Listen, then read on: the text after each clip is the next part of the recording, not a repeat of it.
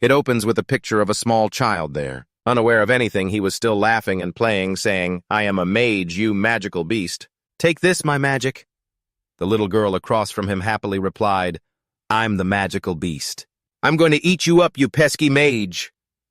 Then the boy raised the wooden stick in his hand, took a stance, and slammed it right onto the little girl's forehead. The little girl winced in pain, her face scrunching up in anger as she yelled, "Hey, why'd you hit me for real?" But the boy felt no remorse and even brazenly declared, "Well, a magical beast is supposed to be defeated by a mage." At that, the little girl demanded, "Then I want to be the mage, too."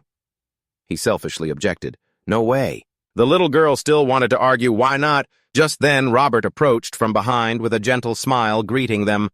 My, our little ones are full of energy this morning, aren't you?" The two children politely greeted Mr. Robert in return. The naive little boy asked, "How do you become a mage, sir?" The old man answered honestly, "It's not something you can become just by wanting to, my child. Mages are the pinnacle of humanity, reigning over the highest class in our society. We are the nobles and knights who wield the mystical powers passed down from our ancestors. So, unfortunately, you children can't become mages." The boy's father, standing behind him, seemed a bit helpless. "What are you telling the children? Elder, is that true?" Robert looked puzzled and asked, "What's true?"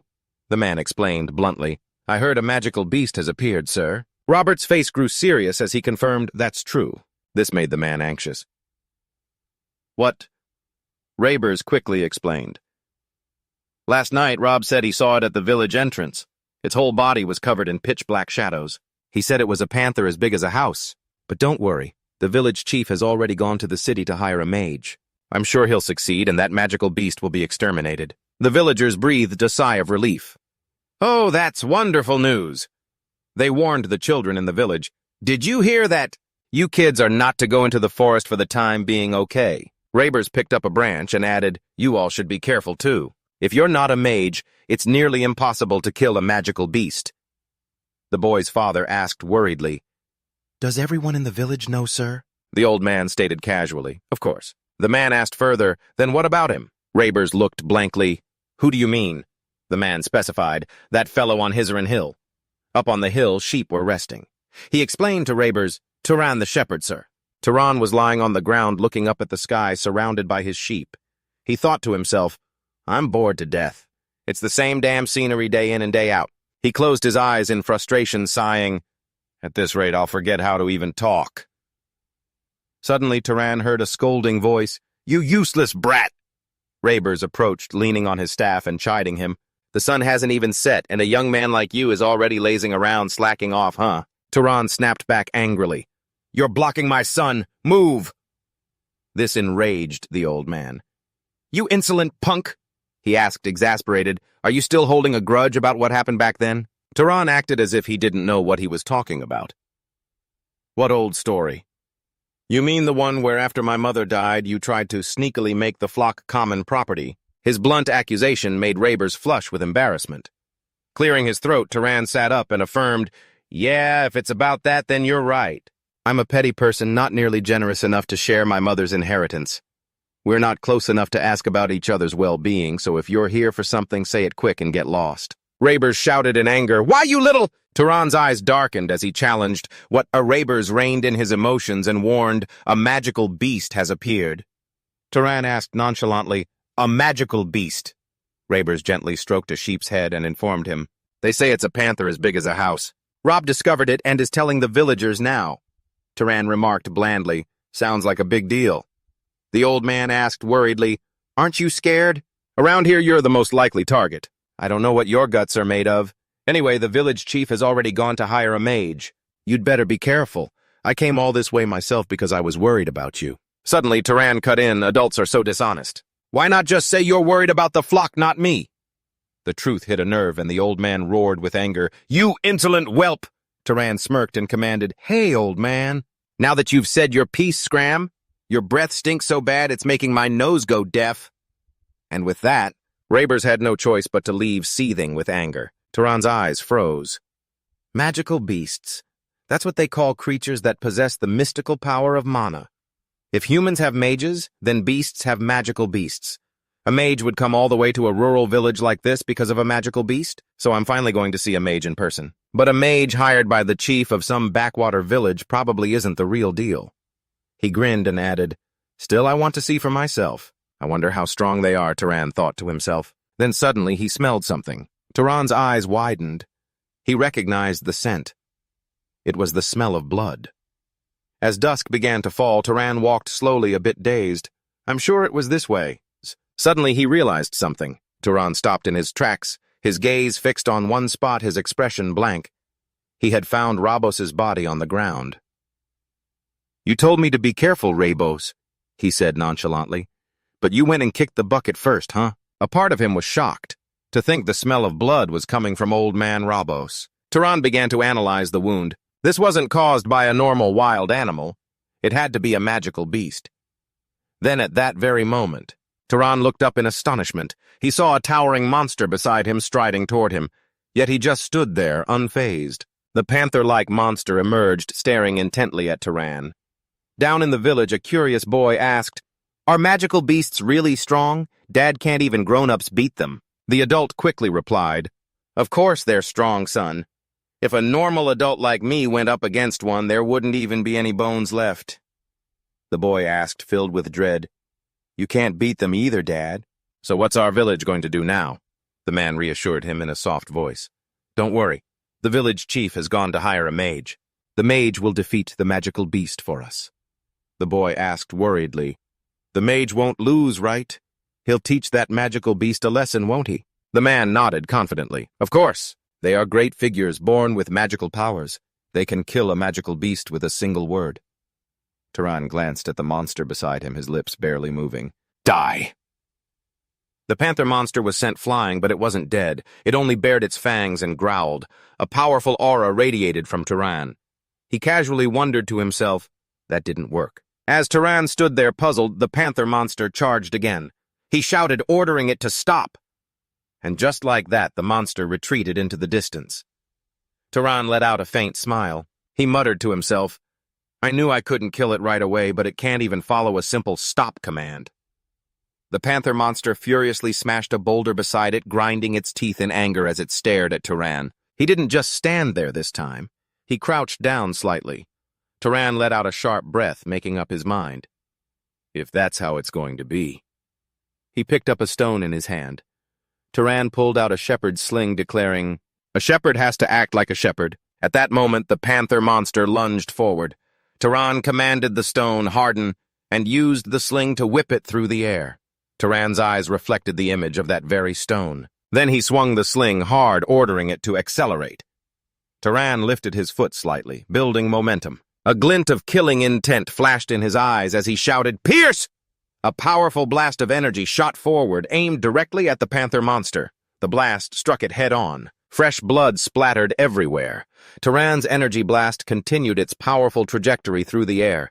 The panther monster collapsed to the ground, its mouth wide open, roaring in disbelief. Tran slowly approached, thinking to himself, "The target is from above." The stone was still hovering in the air. The moment he called out, the stone plummeted, crashing right onto the panther monster's head. The heavy stone struck with a massive explosion. Tran stared blankly at the smoke in front of him, watching with utter calm as the panther monster was annihilated. He mused to himself, first time using this on a magical beast. Tran quietly asked himself, should I just toss the corpse into a valley or something? Then he clicked his tongue in annoyance. Looks like I've done another thankless good deed for the people in this village. His eyes reflected this image of the monster. I am, in fact, a mage. I realized this special gift of mine long ago. It started 8 years ago. Back then, Tran could control objects. On the day I turned 10, he sat on the ground making everything around him float. Tran excitedly called out, Mom! Mom, look! The logs are floating in the air! But his mother said nothing, so Tran called out again. Mom! He couldn't stop showing off to her. I can create fire, and you can command the wind, too. The memory of that day is still perfectly clear in my mind, not fading in the slightest. His mother screamed angrily, Stop that right now! That was the first and only time Mom had ever gotten that furious with me. Tran, stunned, uttered, Mom! Then she gently took the levitating piece of wood. In a soft voice, she called, Tran, come here. His mother sat down beside him and suggested, Sit down and talk with Mommy for a little bit, okay, son? she asked gently. You still want to be with me for a long, long time, don't you? Tran nodded sadly, affirming, yes, I do. Hearing that his mother instructed him, then you have to promise me this. You must swear that from this day forward, you will never, ever use this power again. She reminded him with anguish, and you must never, ever reveal this power to anyone. Tran couldn't understand. He looked up and asked, but why, Mom?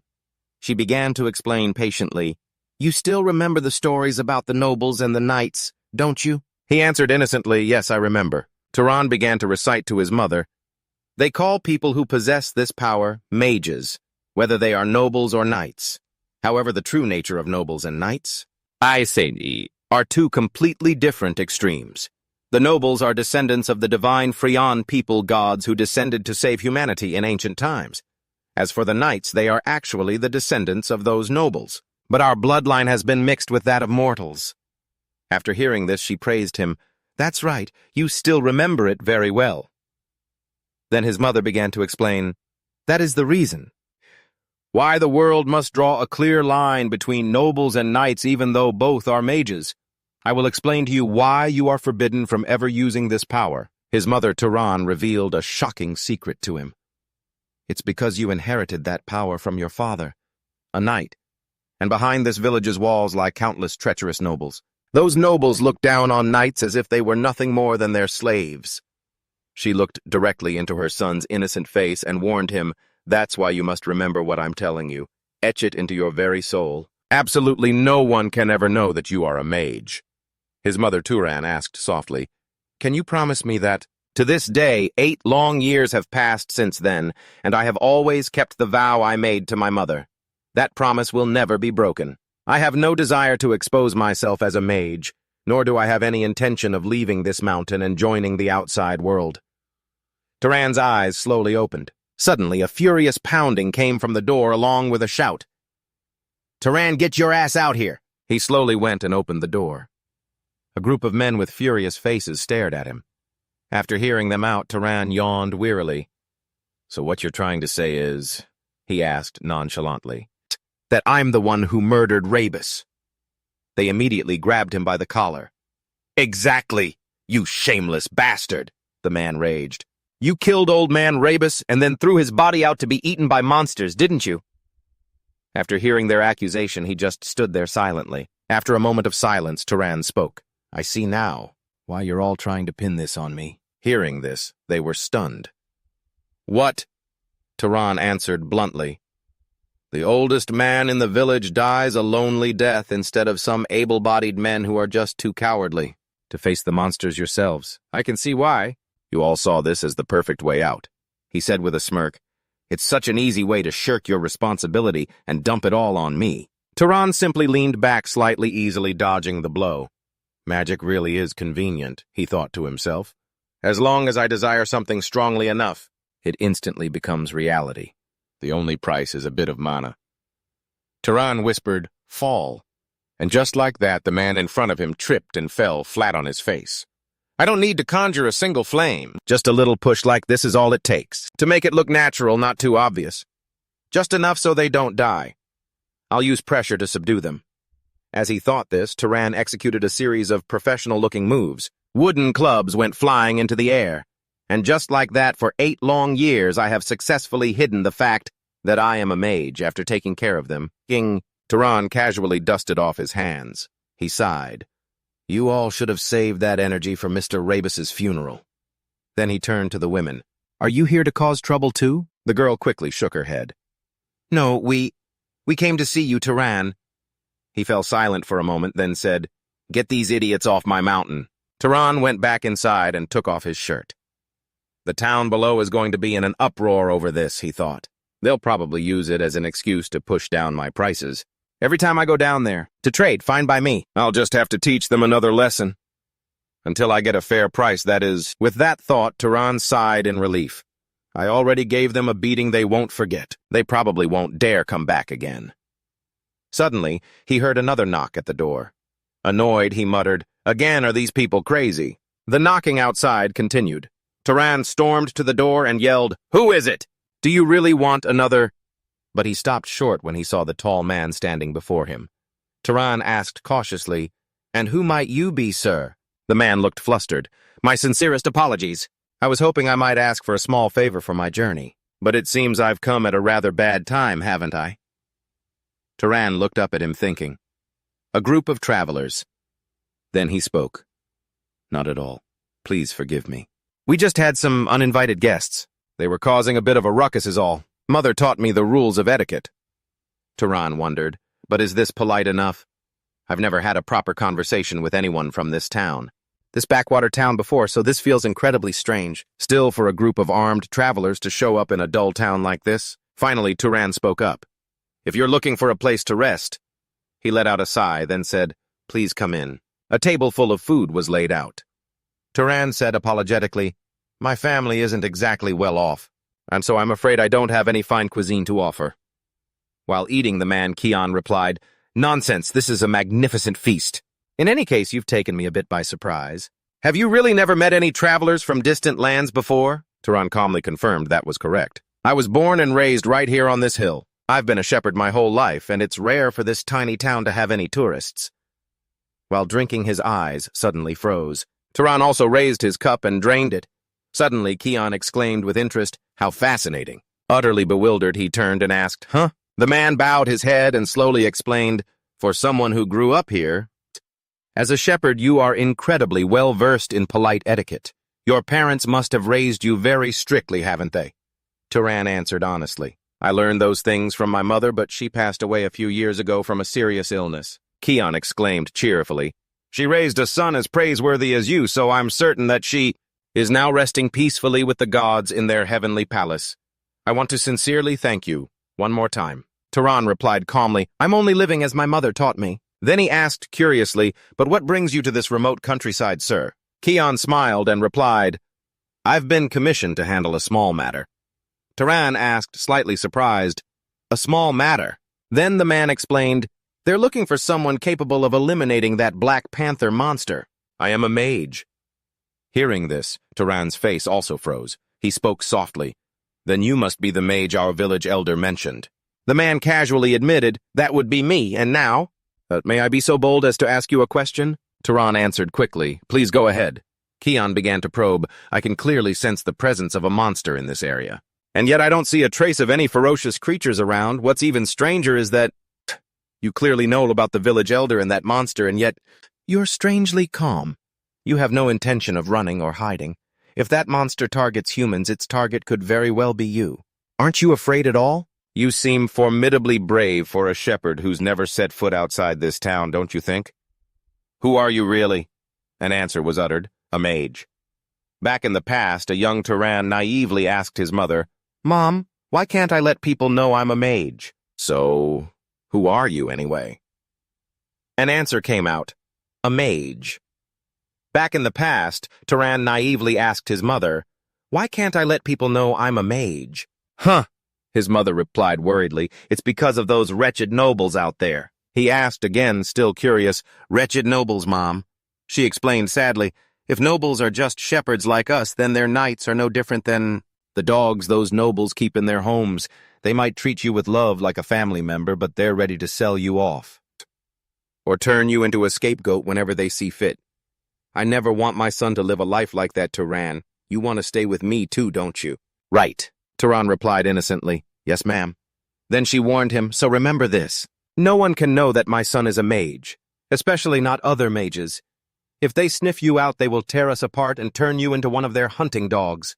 Then they'll discard you whenever they please. And to prevent my identity as a mage from being exposed, I might have to take someone's life with my own hands." Tran's eyes were cold and sharp. He wasn't joking in the slightest when he mentioned that. "So it has all come to this." Keon tried to de-escalate with difficulty. "Why have you gone silent?" He realized Tran was being completely serious. Keon could only manage an awkward laugh. "That serious look on your face, and is ruining my joke." Only then did Tran's expression soften. He let out a sigh. "Was that a joke just now?" He spoke up to remind him, "Forgive me. I'm not very good with humor." Keon also stood and approached him. "No, the fault is mine. I should be the one to apologize for making you uncomfortable." Tran explained with a smile, "It's just that this is the first time I've ever heard a joke about mages, so I was a bit taken aback. Keon also acted courteously. Your reaction was so interesting that I may have teased you a bit too much. He held out his hand. I just remembered we haven't had a proper introduction. It's a pleasure to meet you. Keon smiled and introduced himself. My name is Keon, a lone traveler. Tran accepted the handshake. How rude of me.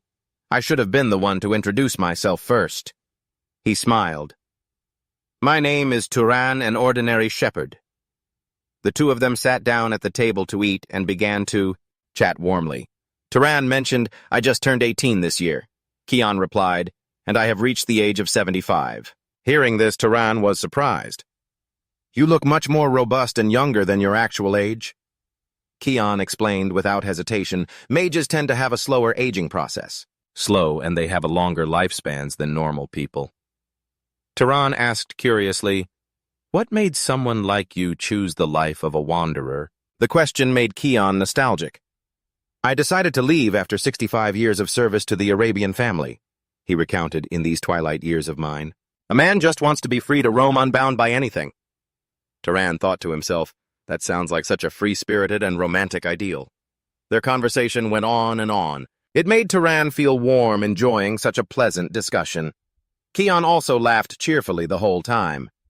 The atmosphere inside the house brought Tran a sense of gentleness and peace being with such a virtuous person. I never thought it would feel this enjoyable. They talked until the sun peeked over the mountains outside the window. Keon suddenly realized, is it this late already? Tran smiled. You're not wrong. I was so absorbed in our conversation that I didn't even notice the sun was coming up. Keon pushed back his chair and stood up. It's time for me to continue my journey. He pushed a coin onto the table. Take this Arabian silver coin. This is the purest kind of silver. It's certainly more than enough to pay for my meal. He pushed a coin onto the table. Take this Arabian silver coin. This is the purest kind of silver. It's certainly more than enough to pay for my meal.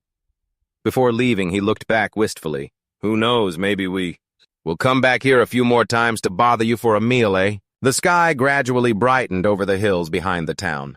The sheep grazed contentedly on the vast pasture. Tran called out loudly, All right, gather round. Hearing the sound, the sheep lifted their heads. They slowly started walking towards him. Tran rarely felt as relieved as he did today. This is the first time I've ever met another mage. But more importantly, how long has it been since I've had such a comfortable conversation? He happily petted a sheep's head. His calm demeanor and sense of humor seemed to flow naturally from his words. He was warmer than any adult I'd ever met. That very evening at sunset, Keon appeared at Tran's door again with a hunted wolf slung over his shoulder. I have returned. Tran marveled. He really is a respectable person. He completely changed his previous way of thinking. I used to think knights were just soulless machines, always controlled like tools by arrogant nobles. Now how am I supposed to report this to the village chief? On a forest trail Keon was walking. He thought that the land of Hizarin was now clear of monsters. He quietly observed his surroundings. The broken trees around him reminded Keon of something. Traces of a struggle were still there, but there was no longer any sign of the monster. He stopped in front of a large tree, its trunk cracked from a rock embedded in it. Could the monster have been killed already? Keon stared at it, pondering. Who would have been capable of hunting it down? Or maybe the village chief secretly hired another mage besides me. He let out a small sigh. But either way, what a relief. As long as the monster is gone and everyone is safe, that's all that matters. A gut feeling made Keon's eyes snap open suddenly on high alert. He quickly whipped his head around. The giant paws of a panther monster slowly approached. Along with a dark, foul stench, its head was completely warped into a hideous, grotesque shape. Yet the powerful aura this panther monster exuded was incredibly dangerous. Keon was stunned for a moment. Wait, is this a monster spirit? He stepped back in fear. Who could have acted so irresponsibly? The panther monster quickly raised its paw to attack Keon. Its claws shook the very ground, but Keon managed to jump away and dodge it. He regained his composure and analyzed the situation. If a monster's corpse isn't properly absorbed or its mana purified after death, it will mutate into a vengeful spirit like this. A mage who specializes in hunting monsters would never make such a basic mistake. The panther monster was still frantically attacking Keon. He found it incredibly confusing. Clearly, whoever finished this monster off must have been a mage. But why did they just let it become a spirit? Keon wondered. Did they really not know the consequences of leaving that source of mana behind? Even the greenest rookie would have to know something this fundamental. Otherwise, they couldn't have faced it in the first place. A golden orb of mana formed in Keon's hand. Or could they have some other motive? Whatever the case, I have to destroy it now. The mana transformed into a long beam of powerful light. Keon directed it to attack the panther monster, but the attack didn't seem to inflict any damage on it whatsoever. Keon was astonished by the panther monster's power. My magic has no effect at all. That means this monster's mana is far beyond what I can handle. He suddenly panicked when all he saw before him was a puddle of black liquid. Where did it go? Keon struggled to guess. Is it trying to use magic to counter magic? Where is it? From the shadow behind him, a churning stream of liquid appeared. The panther monster had appeared behind Keon, roaring furiously. It slashed at him before he had time to dodge. His arm is gravely wounded, bleeding profusely. This is no opponent an ordinary knight can fight against. At the very least, it would take someone on the level of a low-ranking noble to have any hope of victory. Keon was sent flying backward. He seems to be running out of steam, his breathing heavy. To think this would happen in a remote mountain village like this. To think another high-level spirit would appear. You truly never know what life will throw at you. To think that in a remote mountain village like this, another high-level spirit would appear. You really never know what life will throw at you. His head was bowed, his dark eyes filled with despair. Keon gritted his teeth. But I will not go down so easily, even if it costs me my life. I will drag you to the grave with me. He gathered a massive amount of magical power in his hand. I'll pour all my remaining mana into my palm. I just need to land a direct hit the moment it lunges. At the same time, the panther monster charged forward. With a look of sheer determination, he leaped towards it. The panther monster raised its claws, and just then, a massive blast of magical energy flew in from another direction. It sent the panther monster, which was about to attack Keon, flying. Debris rained down as Keon stood stunned. The panther monster had been taken down, lying motionless on the ground. With just a single blow, the attacker spoke up. Are you all right, sir? Keon let out a slight laugh in reply. That's quite a startling joke for a shepherd to make. He turned to see Tran calmly approaching. Tran! Keon was astonished. So you're a mage. Tran acknowledged it. Yes, that's right. Keon couldn't help but ask, why did you hide it from me before? The long silence made him feel helpless. Never mind. Let me ask you this instead. Why did you save me just now? You could have easily left without getting involved. Tran's lips parted. Because... In the dead of night at Tran's house, a wolf lay motionless on the ground. He tilted his head curiously. Why go to all this trouble? Keon, not understanding, asked again, What do you mean? Tran explained, I don't know what the village chief promised you, sir, but I believe that with your abilities you could earn much more money, with far less effort. Keon laughed heartily. They are truly pitiful people. Tran lowered his head in silence. What's so pitiful about them? Keon leaned back, relaxed. They live out here on the frontier, constantly trembling in fear without even the most basic protection. Tran interrupted. But that's not your responsibility or your fault, is it? Keon thought differently. He expressed his view. The calling of a mage is to be an inheritor of divine power. That's why we should live with the pride of protecting the common folk. He closed his eyes and sighed.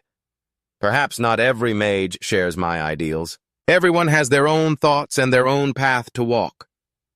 The thought made Tran smile faintly. He replied calmly. Doesn't everyone have the right to choose how they live? The panther monster, having recovered its strength, suddenly attacked them both. Keon quickly regained his composure and warned, Listen to me. This isn't something we can fight head-on. He said firmly, It's the kind of monster you can't defeat unless you're a noble. Go inform the village chief and help everyone evacuate immediately. The panther monster transformed its blue eyes, horrifying its body twitching. Keon stood up to face it. I'll stay here and hold it off. He looked worriedly at the creature. He thought to himself, even though I'm talking tough, I have no idea how long I can last. Tran suddenly cut in. It won't be a problem. He controlled a rock by the roadside. I believe that if my last attack had hit its mark, everything would have been fine. Keon was dumbfounded. What are you mumbling about? Tran's calmness made him quietly realize, could he mean that his last attack still wasn't his full power? A young knight living in seclusion in the mountains who has the ability to hunt a spirit that requires the power of nobility. And in reality, the veteran knight Keon mused, what he was witnessing right now was not merely a chance encounter in the countryside. Countless small rocks around them began to float in the air under Tran's power, nor was it the act of a reckless young knight trying to escape his noble class. They all exploded at once around Tran, causing the magical energy around him to swell considerably. This scene unfolding right before his very eyes, he smiled, could very well be the beginning of a mage who will turn this world upside down. Tran replied to Keon, I'm also very curious about my own true limits. Hearing this, Keon became angry. I absolutely will not allow you to act like that. No matter how superior your talent is, that entity is still an extremely fearsome opponent, he demanded, as the panther monster raised its claws. We need to coordinate. But before it could even attack, Tran struck first, sending it flying. Keon finally realized the disparity in their power. No, at this moment. If I jump in, I'll just be a hindrance. I couldn't even react to that last blow. He dispelled the magical energy in his hand right then and there. Model, there's nothing I can do to help right now. Keon immediately stepped aside to observe. Tran's powerful magic was exploding forth a perfect chance for his talent to truly shine. Even though Tran appeared calm on the outside, he seemed to be having trouble. Damn it. He jumped back to dodge the monster's attack. The panther was still intact. It had no effect at all. Keon shouted a warning, You can't finish a spectre with ordinary physical attacks. Tran backed away from the panther monster's line of attack. He asked, Then how do I destroy it? Along with Keon's reminder, Use fire. Tran raised his hand, his eyes glowing. Keon hesitated. Or lightning. That works too. A blazing red flame flew out, scorching the panther monster's hide. Tran frowned in confusion. It still didn't work. Keon shouted, Not like that, he thought to himself silently. To impose a mage's power on another living creature, establishing a rule of cause and effect is the most fundamental prerequisite. Don't tell me he's completely clueless about even the most basic knowledge of a mage. Keon suddenly understood. Could it be? He watched Tran's back as he nimbly dodged the panther monster's pursuit. Was he the one who killed the beast and left it to become a spectre? Could that mean that in his entire life, Tran has never once absorbed mana? Keon had to raise his voice to teach him, Don't just start a fire. Create it, then unleash it on him. He couldn't help but be surprised by this flow of power, and he's already reached this level of strength. Tran stopped running.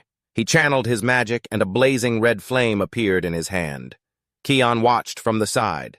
If you're a mage creating a flame, isn't that difficult? But controlling it requires specialized training. Tran raised the flame, and it grew into a giant inferno. This made Keon exclaim in disbelief. He was able to do it instantly. Tran quickly ran forward and threw the blazing red orb at the panther monster. The great flame quickly engulfed it. Its body burning fiercely, the panther monster rolled on the ground in agony. Keon yelled, Stay focused! You need to continuously channel your mana so the fire doesn't die out. With his thorough guidance, Tran was gradually finishing the job. You have to burn away every last trace of that specter's existence. The flickering firelight illuminated his focused eyes. Soon the panther monster was no longer struggling. Keon breathed a sigh of relief. We've won. He still couldn't get over his astonishment. It was truly an absurdly strong spectre. A spectre that would require at least the power of a noble-class mage to fight against. Keon's pupils constricted, and yet he was able to defeat it. Tran turned and asked Keon, Is it really over? The contrast stunned him, body and soul.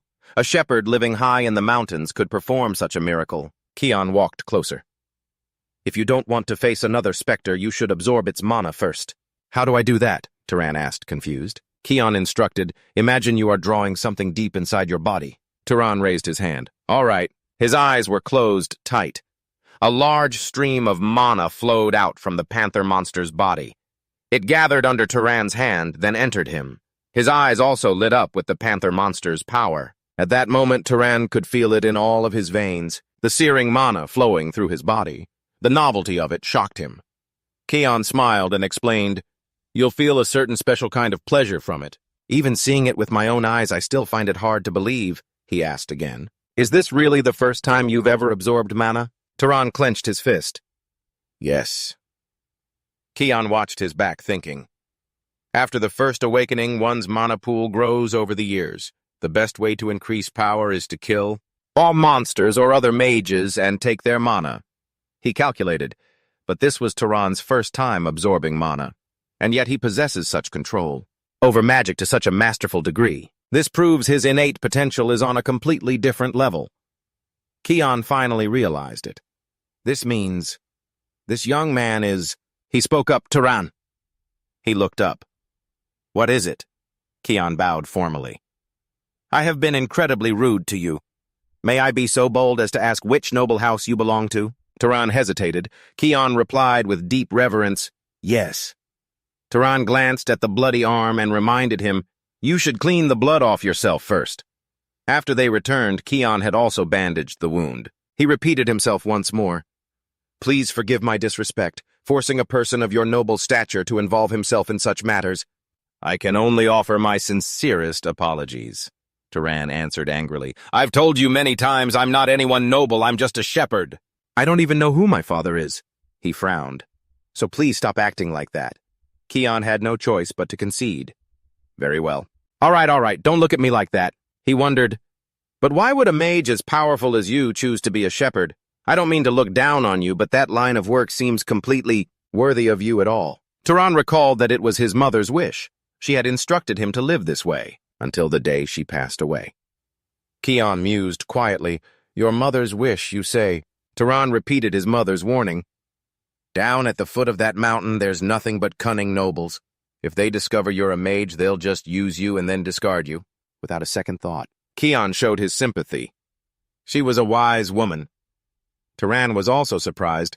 I'm a little surprised. I thought you'd say that was just parents being overprotective. Keon replied, your mother wasn't entirely wrong. He bowed his head, his face sorrowful. Mages wield great power, and great power always comes with conflict. It was just over 25 years ago. A brutal great war broke out between the great families. Keon's memory was filled with sorrow. It was the battle between the Arabian family, which I once served with all my heart, and the great Gaha family. Countless lives were lost in that war, he recounted. Of the roughly 3,000 Arabian knights at that time, more than 900 were killed. Nearly 1/3 of them fell. Tran was very interested in Keon's story. Bitterly, all those I held dear were among that fateful 1/3. Tran was very interested in Keon's story. Bitterly, all those I held dear were among that fateful 1/3. He recalled with sorrow, my brother-in-arms Denvo, who always dreamed of opening a laundry shop after the smoke cleared. My mentor Herman, who strictly taught me because I still had so many shortcomings to learn from. And my beloved wife and son, too. All of them were killed by the Gaha family. I was the only survivor. Keon fell silent. That is why, in a way, your mother was right. A knight's life can be snuffed out more meaninglessly and fragilely than a commoner's, he reminded him. However, there was one thing she misjudged, and that is your natural talent. Tran was curious. My natural talent. Keon scratched his head. It's shameful to admit this in my current pathetic state, but I was once a rather outstanding knight, and yet you were able to easily destroy that bizarre undead entity, something that even I couldn't subdue. He assessed, your potential isn't limited to the level of an ordinary knight. At the very least, you've already reached the noble class. Keon glanced at Tran, and among them, you definitely belong to the upper echelon in terms of talent. Tran also spoke up. My mother once said my father was a knight. Was that a lie? Keon looked intrigued. In some rare cases, a child with less talent than a knight can still be born into a noble family. Or conversely, a child with the innate talent of a noble can be born into a knight's family. Looking at it that way, I think it's best for you to leave this hill and venture out to explore the vast world outside. Tran was surprised. Why is that? Keon answered with goodwill. Because we humanity are desperately in need of more talented nobles and knights. Mankind has not yet fully conquered this world. He recounted tales from primordial times with a somber tone. The other races rejected by the gods are always watching for an opportunity to rise again. Keon's voice held a hint of anger. And amidst all this, the nobles are too busy fighting amongst themselves. The door creaked open. That is why this era is crying out for strong nobles, with kind hearts like yours. Before leaving, Keon asked, besides, you're not satisfied with this boring life as a shepherd yourself, are you? The question made Tran fall silent for a moment. His silhouette seemed lonely. What can I possibly achieve down there at the foot of the mountain? Keon didn't have a perfect answer for that question. That depends entirely on what you want. He smiled kindly. Money, fame, status, family, or true friendships. Whatever it is, it's extremely difficult to find in a place like this. Isn't it? Keon turned his head, not forgetting to add, just imagine. You could be a hero of justice like me, slaying monsters that threaten the people. He left with one last suggestion. Or become an explorer setting foot in lands no one has ever known. Or even be adopted by a family and walk the path of power and succession. Tran followed Keon to the door, listening to his analysis. I think you have a point. He stood facing Keon. It would certainly be much more interesting than herding sheep here all year round. Tran gave a wry smile. For the first time in my life, I'm actually curious about the world out there. Keon's encouragement seemed to have worked. Even so, I worry that I'm planting baseless expectations in him. I will support whatever path you choose. He suddenly remembered. Oh, right. What exactly is your bloodline ability? I should have asked this from the start. But Tran's face was blank. Bloodline ability. Keon bowed his head. My apologies. I keep forgetting that you don't know much about magic. He explained, bloodline abilities are special traits that nobles inherit from their ancestors. For us Freens, whether or not you possess a bloodline ability is the very line that separates nobles from knights. Keon raised his hand, creating a magical flame as an example. Is there any incantation that feels particularly easy and natural for you when you perform magic, or perhaps some kind of innate talent? That doesn't rely on magic at all. Tran clenched his fist, guessing, You don't mean the fact that I'm really strong, do you? Keon replied that having magical power is enough to enhance a mage's physical abilities. Tran recalled his own physical traits, a very keen sense of smell and a knack for throwing stones. Keon then ventured to guess if your sense of smell is exceptionally sharp. That could also be considered a bloodline ability. He stroked his chin thoughtfully. And being a crack shot with ranged weapons is one of the hallmarks of the Arabian clan. However, that's also a fairly common trait. Keon asked with interest. Go on, tell me more. Tran nodded. All right. After some more conversation, Keon came to a conclusion. I see. What's wrong, sir? Tran asked worriedly, unable to contain his curiosity at Keon's grave expression. Why does he suddenly look like that? Keon spoke up. I think I've figured it out. Which clan do your abilities bear the clearest resemblance to? Tran tilted his head. And which clan is that Sir Keon, who had been looking down the whole time, said a famous and powerful clan? He recalled the savagery of that clan and his own past pain. Known by titles like the Hidden Pursuers or Master Hunters, they were people who had suffered great loss from the war. The Zaha clan. The very ones who once faced the Arabian clan head-on. Tran was stunned, unable to believe what he was hearing. The Zaha clan. A cold sweat broke out and ran down his face. His eyes were wide with shock as he silently repeated the words, the great Zaha clan. At that thought, Tran gulped and stole a glance at Keon, who was silent beside him. Is he saying I share the same bloodline as his enemy? He pressed his lips together tightly, his thoughts in turmoil. What should I say to him? Should I apologize? But this was the doing of relatives I've never even met. They're practically strangers to me. Suddenly Keon spoke up, calling his name Tran. Hearing him, he quickly replied, Sir. Before Tran could say anything else, he gently patted his shoulder, comforting him. Don't look so worried. You yourself had no part in that war. Even so, Tran was still very uneasy, but Keon offered a slightly relieved smile and advised, That's a matter for the adults. If we keep paying blood with blood, the cycle of hatred will never end. Hearing this, Tran suddenly asked, Do you have any regrets? Keon's gaze wavered for a moment before he asked, About what? A gentle breeze blew by, carrying Tran's slightly heavy words. About telling me to go down the mountain. Keon lowered his eyes slightly, then explained in a low voice, If you go down the mountain and pursue power sooner or later, you will end up joining the Zaha clan. After all, you are very talented, but I believe in your character. Keon's words took Tran by surprise. What? He looked up, meeting his trusting gaze. I'm talking about the goodness in you, because you saved me. You even revealed the identity you spent your whole life painstakingly hiding. On the other hand, if someone like you were to join the Zaha clan and achieve a high position, Perhaps you could prevent another devastating war like that from happening again. Tran fell deeper into thought, not saying a word. Seeing this, Keon started to walk past him. Before leaving, he offered some sincere advice. Well, in any case, there's no need to think so hard about it. After all, you haven't decided whether you'll join the Zaha clan or not yet. Seeing this, Keon started to walk past him. Before leaving, he offered some sincere advice.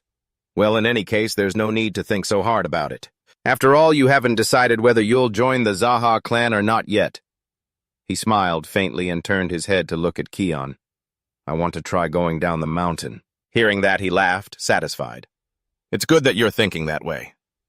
But then Tran added, but not right now. He stood facing Keon and calmly spoke.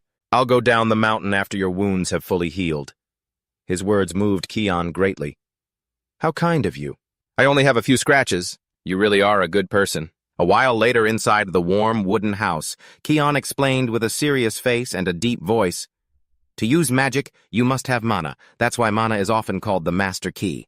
Tran, sitting opposite him, repeated curiously, the master key. Keon's stern voice rang out again. It's not quite the all-powerful force its name suggests, but to use magic, you need a corresponding amount of mana. Tran asked, confused, what's the standard for having mana that corresponds with a spell? He calmly continued, I'm about to explain that now. With that, he held up 3 fingers. The difficulty of a spell is largely determined by 3 factors: first, bloodline, second, compatibility, and third, the law of causality. Next, Keon explained each point to Tran. First, bloodline. This is determined by the blood you're born with and applies to most nobles, not knights. For example, it's very difficult for you to heal my wounds with magic, right? Hearing this, he replied, that's right. An image of a land appeared in Keon's mind as he continued his explanation. But for the Revista bloodline from the south, that's something they can do even without any training. That is the power that comes from your bloodline. Tran glanced down at his palm, then asked, and what about the second factor, compatibility? Keon continued, you can also think of it as an affinity. It's the concept that a mage can perform manipulations more easily with things they love or are already familiar with. Hearing that, Tran understood. Like how I create a fireball as if I were just throwing a stone. Pleased, he stood up. Exactly. If you were to simply create a flame, you probably wouldn't achieve that kind of speed or destructive power. And the final element is the most important. The law of causality. Even I don't fully comprehend it yet. At this, Keon suddenly posed a question. What would happen if you intentionally used mana to kill me directly? Tran was confused but answered honestly. Probably. A few sparks would flash from my head and that would be it. Exactly. As he spoke, he reached out his hand and cast a spell on the cup on the table. That is precisely what happens when the law of causality is absent, causing the spell to fail. As currents of energy swirled around it, bubbles began to form inside the once empty cup as if it were boiling furiously. When there's no suitable cause for a desired outcome, and when the desired goal is excessively difficult, that's when this law comes into play. After listening and observing, Tran seemed to grasp the concept. I think I'm starting to understand the law of causality now. With that, he calmly sent a small flame toward the furiously boiling cup. If I wanted to kill you instead of just expending mana to wish for your death, I would need to create a cause for that death, like creating and shooting a flame at you. Is that right? Because creating a flame and then launching it is a more natural phenomenon than directly willing someone to burst into flames. Hearing this, Keon's eyes lit up as if he'd just discovered a treasure. Precisely, you could have been a scholar instead of a mage, you know. Tran withdrew his magic, rubbing his chin and murmuring, but I can control ordinary animals at will. So why do magical beasts require such conditions? Keon casually shrugged and explained, that's because of their mana pools. After that, the two continued their discussion for a long time. Inside the wooden house, much later, Tran, breaking a sweat, sighed, magic really isn't easy at all, is it? Instantly, Keon's stern voice replied, an outstanding mage doesn't just know how to use mana, they must also understand the principles and circumstances behind it. Tran looked up at him and asked, now that I think about it, does the Jaha bloodline also have some kind of special magic? Keon paused to think, then answered frankly, they were exceptionally skilled at concealment and tracking. Then he suggested, let's give it a try. Hearing this, Tran quickly got up from his chair. All right. Then he squeezed his eyes shut and silently chanted in his mind, I don't want to be seen. I wish for no sound or scent to be detected. Instantly, part of his body began to dissolve into a white mist. Unaware of Keon's astonished expression, Tran asked hesitantly, Is it working? Before his very eyes. Turan's form was gone, leaving only a faint shimmer in the air. A few seconds later, Keon finally came to his senses and answered, You did it. You did. I can't see you anymore. At that moment, he couldn't help but gulp, because now the space before him was completely empty. Not even a shimmer remained, but only for an instant. Tran gradually reappeared in his original spot. Keon stared at him, his voice unable to hide his astonishment. It's been a very long time since I've witnessed that, but it truly is a frightening ability. During the war, the knights of the Arabian clan feared that power more than anything. Hearing this, Tran mused, It seems like an unreasonably powerful ability. Almost unfairly so, isn't it? However, Keon didn't entirely agree. But remember, it is not invincible. He didn't dwell on the topic, instead turning to leave. Now then, I shall teach you a few methods for magic training. Keon's actions made Tran even more puzzled. Aren't you teaching me too much for a mage from an enemy clan? But he simply replied gently, You saved my life. You even healed me. And besides, haven't I told you before? Keon lowered his gaze, placing a hand on his chest, his voice filled with conviction. I believe in your character. Sometime later, the village chief, having heard the news, stormed over, his face twisted in anger as he shouted, What, you're planning to sell your 7 sheep and just leave? He glared at Tran, who was packed and ready for the road, and furiously berated him. Then who's going to herd the sheep from now on, huh? How could you decide something like that on your own, without even bothering to discuss it with us? Disgusted upon hearing this, he closed his eyes and retorted, Go find yourselves a new shepherd. What I do with my property is none of your business. His repeated threats made the villagers shrink back in fear. In any case, I hope that you will buy this flock back for a fair price, otherwise, and I'll release them all and leave on my own. You can go ahead and try to round them up again, but I guarantee it'll be a lot of trouble. Hearing this, a worried villager quietly called out to the village chief, who was now gritting his teeth and biting his lip. He silently thought, This bastard is a man of his word. There's nothing to be gained from provoking him. In the end, the chief had no choice but to compromise, handing Tran a bag of money. All right, I get it. Stay or go do whatever you want. After that, he and Keon left the village. Tran, as if suddenly remembering something, furrowed his brow and spoke up. Now that I think about it, the people in the village, they still owe you compensation for everything that happened. Should I go back and demand it? Keon just smiled, gently unconcerned, and replied, I never intended to accept it anyway.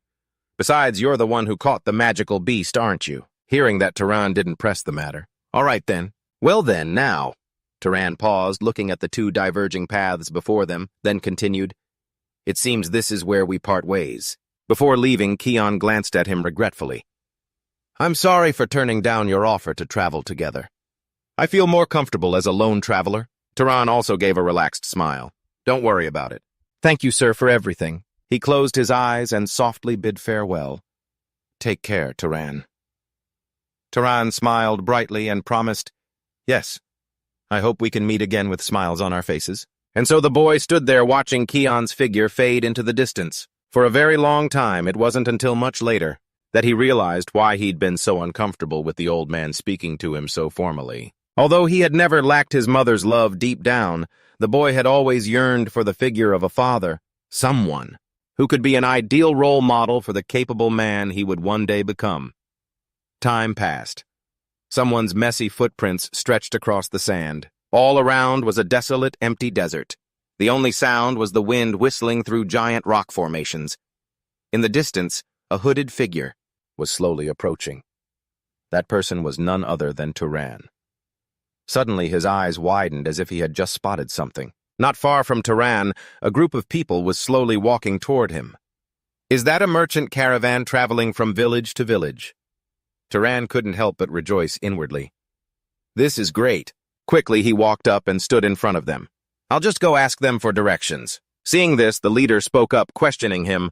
Who the hell are you to block our path? Tran immediately explained honestly, I'm just traveling alone. Could I ask for directions to the nearest city? Hearing this, the men answered, If you follow the road we just came from, you'll find a city called Marray. Their attitude left him a bit confused. Even so, he calmly replied, I understand. As he spoke, Tran slowly walked past them. Thank you all very much for the directions. But suddenly someone stepped forward to block his way. Hold on! He smirked viciously and asked, You get your information and then just leave like that. Tran was stunned. What? However, he quickly regained his composure, a killing intent slowly glinting in his eyes. So what? The man, oblivious, continued to demand, When you receive help, you should know how to show some gratitude. Before he could finish, the surrounding men all drew their knives and surrounded Tran.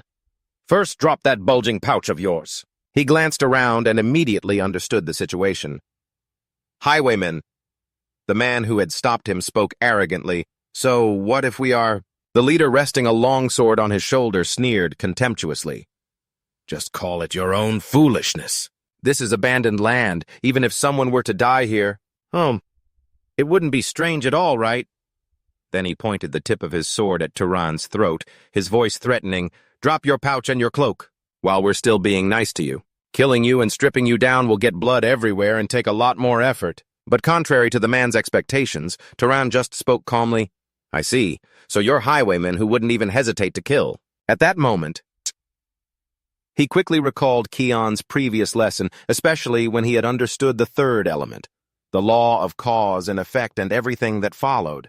As Keon's power flowed into him, Tran's lips curled into a slight smile. His eyes saw the bandits as nothing more than moving punching bags. I guess I'll have to use you all for some practice. His gaze suddenly froze, a little confused by the laughter from the leader of the group. He seemed to be looking down on him as if this lunatic was talking like he was some kind of mage. One of the henchmen excitedly chimed in, That's right, boss! With a flick of his slender, pale fingers, Tran released a gust of air. He swung his arm back wide, creating a violent gale that sent them all into disarray. His hood came off, revealing his sharp gaze, so instead of just creating wind from the air, shaping it with my hands and amplifying it consumes less mana, much less. Tran was still seriously contemplating. I had no idea I could create such a powerful gust of wind with so little mana.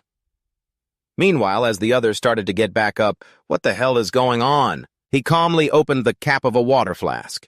The drops of water suddenly transformed into sharp points under his control, all of them aimed in one direction. One of the bandits turned pale with fear as the darts pierced right into him, knocking him backwards.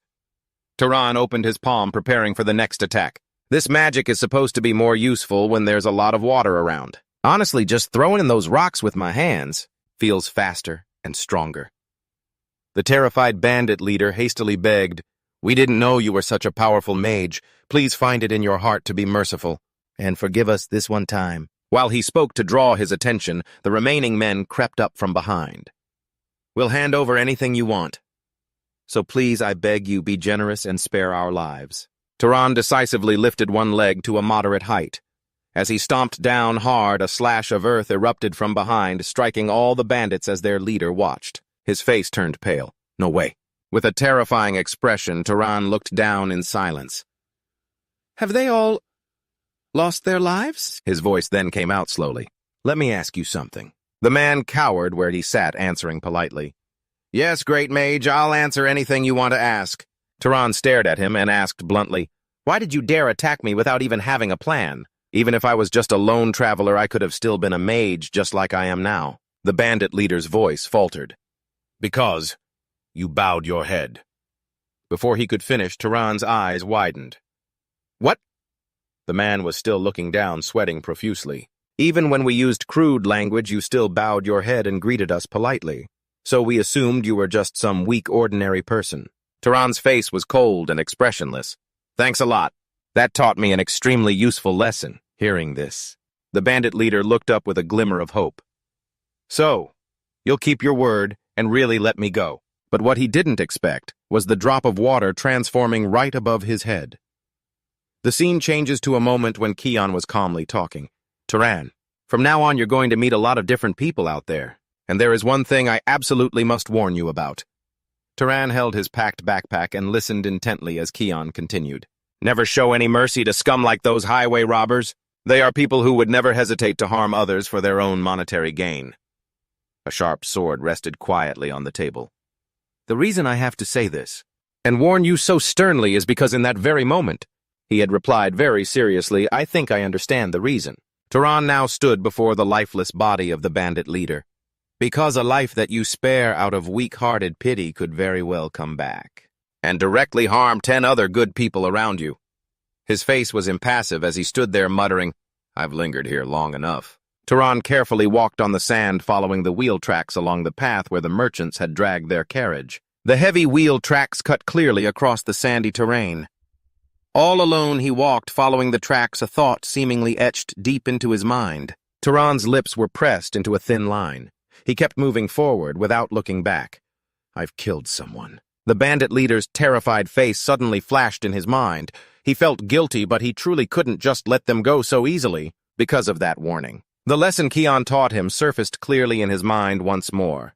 He also remembered the moment the bandits had tried to ambush him from behind people who had absolutely no hesitation, in their cruel decision to rob and kill for their own gain. They would surely target other people whenever they pleased. Suddenly, his boots stopped at the edge of the trail. The wheel tracks in the desert were gradually fading away. As blades of grass began to cover them up, Tran's chaotic heart finally started to calm down. He recalled Keon's teachings again as he stood there. He looked up at the clear blue sky, and then he continued his steps into a completely new world. His eyes darted around, constantly observing until he stopped in awe. He had found a place that looked truly magnificent and bustling. So this was the small town of Marray. A mother held her daughter's hand as they passed. With a backpack on, Tran slowly walked into the town. His curiosity piqued. This was the first time in his life he'd ever seen so many people gathering together. It was so crowded. A towering and sturdy building appeared before him. Even the architectural style was completely and distinctly different from his small village. Tran continued to walk slowly through the town, observing everything but not saying a word. Now this finally feels like a real city. He now stood before a fruit stall. "Excuse me, can I ask you something?" The vendor responded with a wide smile. "Oh, hello there." The vendor immediately asked what he wanted. "What can I get for you, kid?" Tran politely raised a hand. Actually, I'm not here to buy anything." In his head, he once again recalled Keon's teachings. Once you arrive in a city, and you need a place to rest, just find a nearby inn. Because whether it's a village or a city, there will almost always be an inn available for you. In the present, the vendor's face soured. He waved his hand dismissively. "If you're not buying fruit, then get lost." Tran fell silent, unable to understand the vendor's attitude. Why was he suddenly being so rude? Could it be some kind of unwritten rule in cities like this? You have to buy fruit first before you're allowed to ask questions. Thinking this, Tran pointed to a red-colored fruit. "How much is this?" The vendor answered curtly, 2 dupit. Tran calmly counted a few coins in his palm. 2 dupit. The vendor was still looking at him rudely. "You're clearly an outsider, so I guess you don't know what that is, huh? You can pay with a different currency, I suppose." Tran reached out to place a coin in the vendor's hand. "Where can I find an inn?" The vendor easily gave him detailed directions. "Go straight down the road behind that cloak shop, then turn left. You'll definitely see a building. Whoa, with a blue roof. A wooden sign will be hanging outside. That's the biggest inn in this whole city." A beautiful girl appeared at the inn. "Welcome to our inn." The innkeeper Lena praised Tran the moment she saw him. "My, you're quite a handsome guest." He smiled with a sense of relief. "How much for one night, Miss Lena?" With a cheerful expression, she quoted the price as she welcomed him. 16 dupit. As soon as he heard, he replied, "I'll take it." Tran held out a small money pouch toward her. "More importantly, there's something I'd really like to ask you." Lena gently received him. "What is it you'd like to ask?" Without beating around the bush, Tran asked his question directly. "Are there any monsters around here with a bounty on them?" "No." Lena paused for a moment after hearing his question. "Monsters." His eyes were firm and his expression serious as he waited for an answer. "I need to start killing monsters and find a way to absorb as much mana from them as possible." And he also said that hunting monsters would earn me money too. Tran couldn't wait any longer and asked naively, "Why aren't you answering me?" Lena burst out laughing as she tilted her head to one side. "My dear guest," she said, raising her left hand, "nothing in this world is completely free, you know. Model. In the corner of the inn are those sealed barrels from the city hall." Tran, who was now sitting at the table and holding a glass of water, asked, "What is that?" Lena looked at him a little surprised. "You don't know about the city hall. You really are a country bumpkin." Tran sat there in silence, listening intently as she explained that the city hall is where they handle a lot of government business and the officials who work there are all personally hired by the lord of this city. Lena looked at him with both eyes. It's probably closed by now. The sun has completely set. If you want to look for monster hunting bounties, you should go to the city hall yourself tomorrow, okay? Lena stood opposite him with one hand on her hip. So you're a monster hunter too? Tran sat properly at the table and asked with a straight face, "What's a monster hunter?" A brawny body like yours is said to be able to withstand tremendous energy. There's a rumor that if an ordinary person manages to hunt a monster, they'll definitely become a mage. You're also eager to become a mage, aren't you? Lena was still focused on her conversation with him. Of course. Anyone who believes in that kind of superstition is the biggest fool in the world. Suddenly, a hand landed on his shoulder from behind. Superstition, you say? Another man with blonde hair had appeared behind him. The fact that someone can become a mage by killing monsters is true. I saw it with my own 2 eyes. And his identity is Meeson, the monster hunter. Seeing him, Lena took notice and asked, "Meeson, you're still alive." Meeson looked completely unfazed. "I've told you before, I won't die until I become the first mage." Tran raised a hand signaling to him. Meeson pulled his hand back and burst out laughing. "Oh, how rude of me." Tran took this opportunity to seriously ask for more important information. "Could I hear more about what you just said?" Meeson looked directly at him and answered, "About the fact that you can become a great mage by killing monsters." Lena sat down at the table, resting her chin on her hand, listening to their conversation. Mages become stronger when they hunt monsters. By that same principle, if an ordinary person kills a monster, they can become a mage themselves. Meeson glanced at the 4 other men behind him. "The 4 of us are hunting monsters to become mages." One of them crossed his arms confidently. "That's right, exactly." Tran looked at them, both surprised and serious. "Well, if that's the case, does that mean one of you has already become a mage?" They immediately answered, "No way, in this city. There's only the Lord's mage and the 3 people under him. That's it." Meeson laughed casually as he spoke. "But didn't you say you've hunted monsters before? For that kind of work gear like yours is, well, it's a bit much. Don't you even have a weapon?" Tran placed an object before them. "I do." As soon as Meeson saw it, he recognized it. "Is that a slingshot? Just look at how worn it is. It's easy to tell you've used it many, many times." Tran seemed very serious during the tense conversation. "That's right. It's actually perfect for shooting something about the size of an egg really fast." Meeson rubbed his chin, staring intently at the slingshot. "With a weapon like that, you could probably hunt monsters like rabbits or foxes with ease." Tran's eyes widened slightly as he looked at him. "To be honest, we were just saying that we need another long-range shooter. Are you interested? You want to hunt with our group?" At that, Tran gave a curt reply to end the conversation. "No. But anyway, that night as he lay on his bed, he thought, there's really no good reason for me to go hunting with them." His face looked gaunt and incredibly tired. "What a chaotic day this has been. The backpack I brought with me sits neatly beside the bed. I still can't really believe I've actually left that village for good." Tran raises his palm, playing with a bit of magic. What's going to happen now? His ears suddenly twitch, catching a sound. Tran reflexively sits bolt upright, looking towards the door. Someone... He remembers the conversation on the road. That barren road with Keon, even in an inn like this? I can't let my guard down, can I? He walked beside him, hand in his pocket, and affirmed, "That's right." Keon looked over at him with a gentle expression and a faint smile. "A city doesn't automatically guarantee your safety, you know." Hearing that, he also replied, "I understand." He continued to warn Tran carefully, "In that case, don't you ever lower your guard." And so he obeyed without question. "Understood." Tran approaches the door, one hand already channeling magic. The door to the room creaks open just a little, allowing him to see. His expression doesn't change.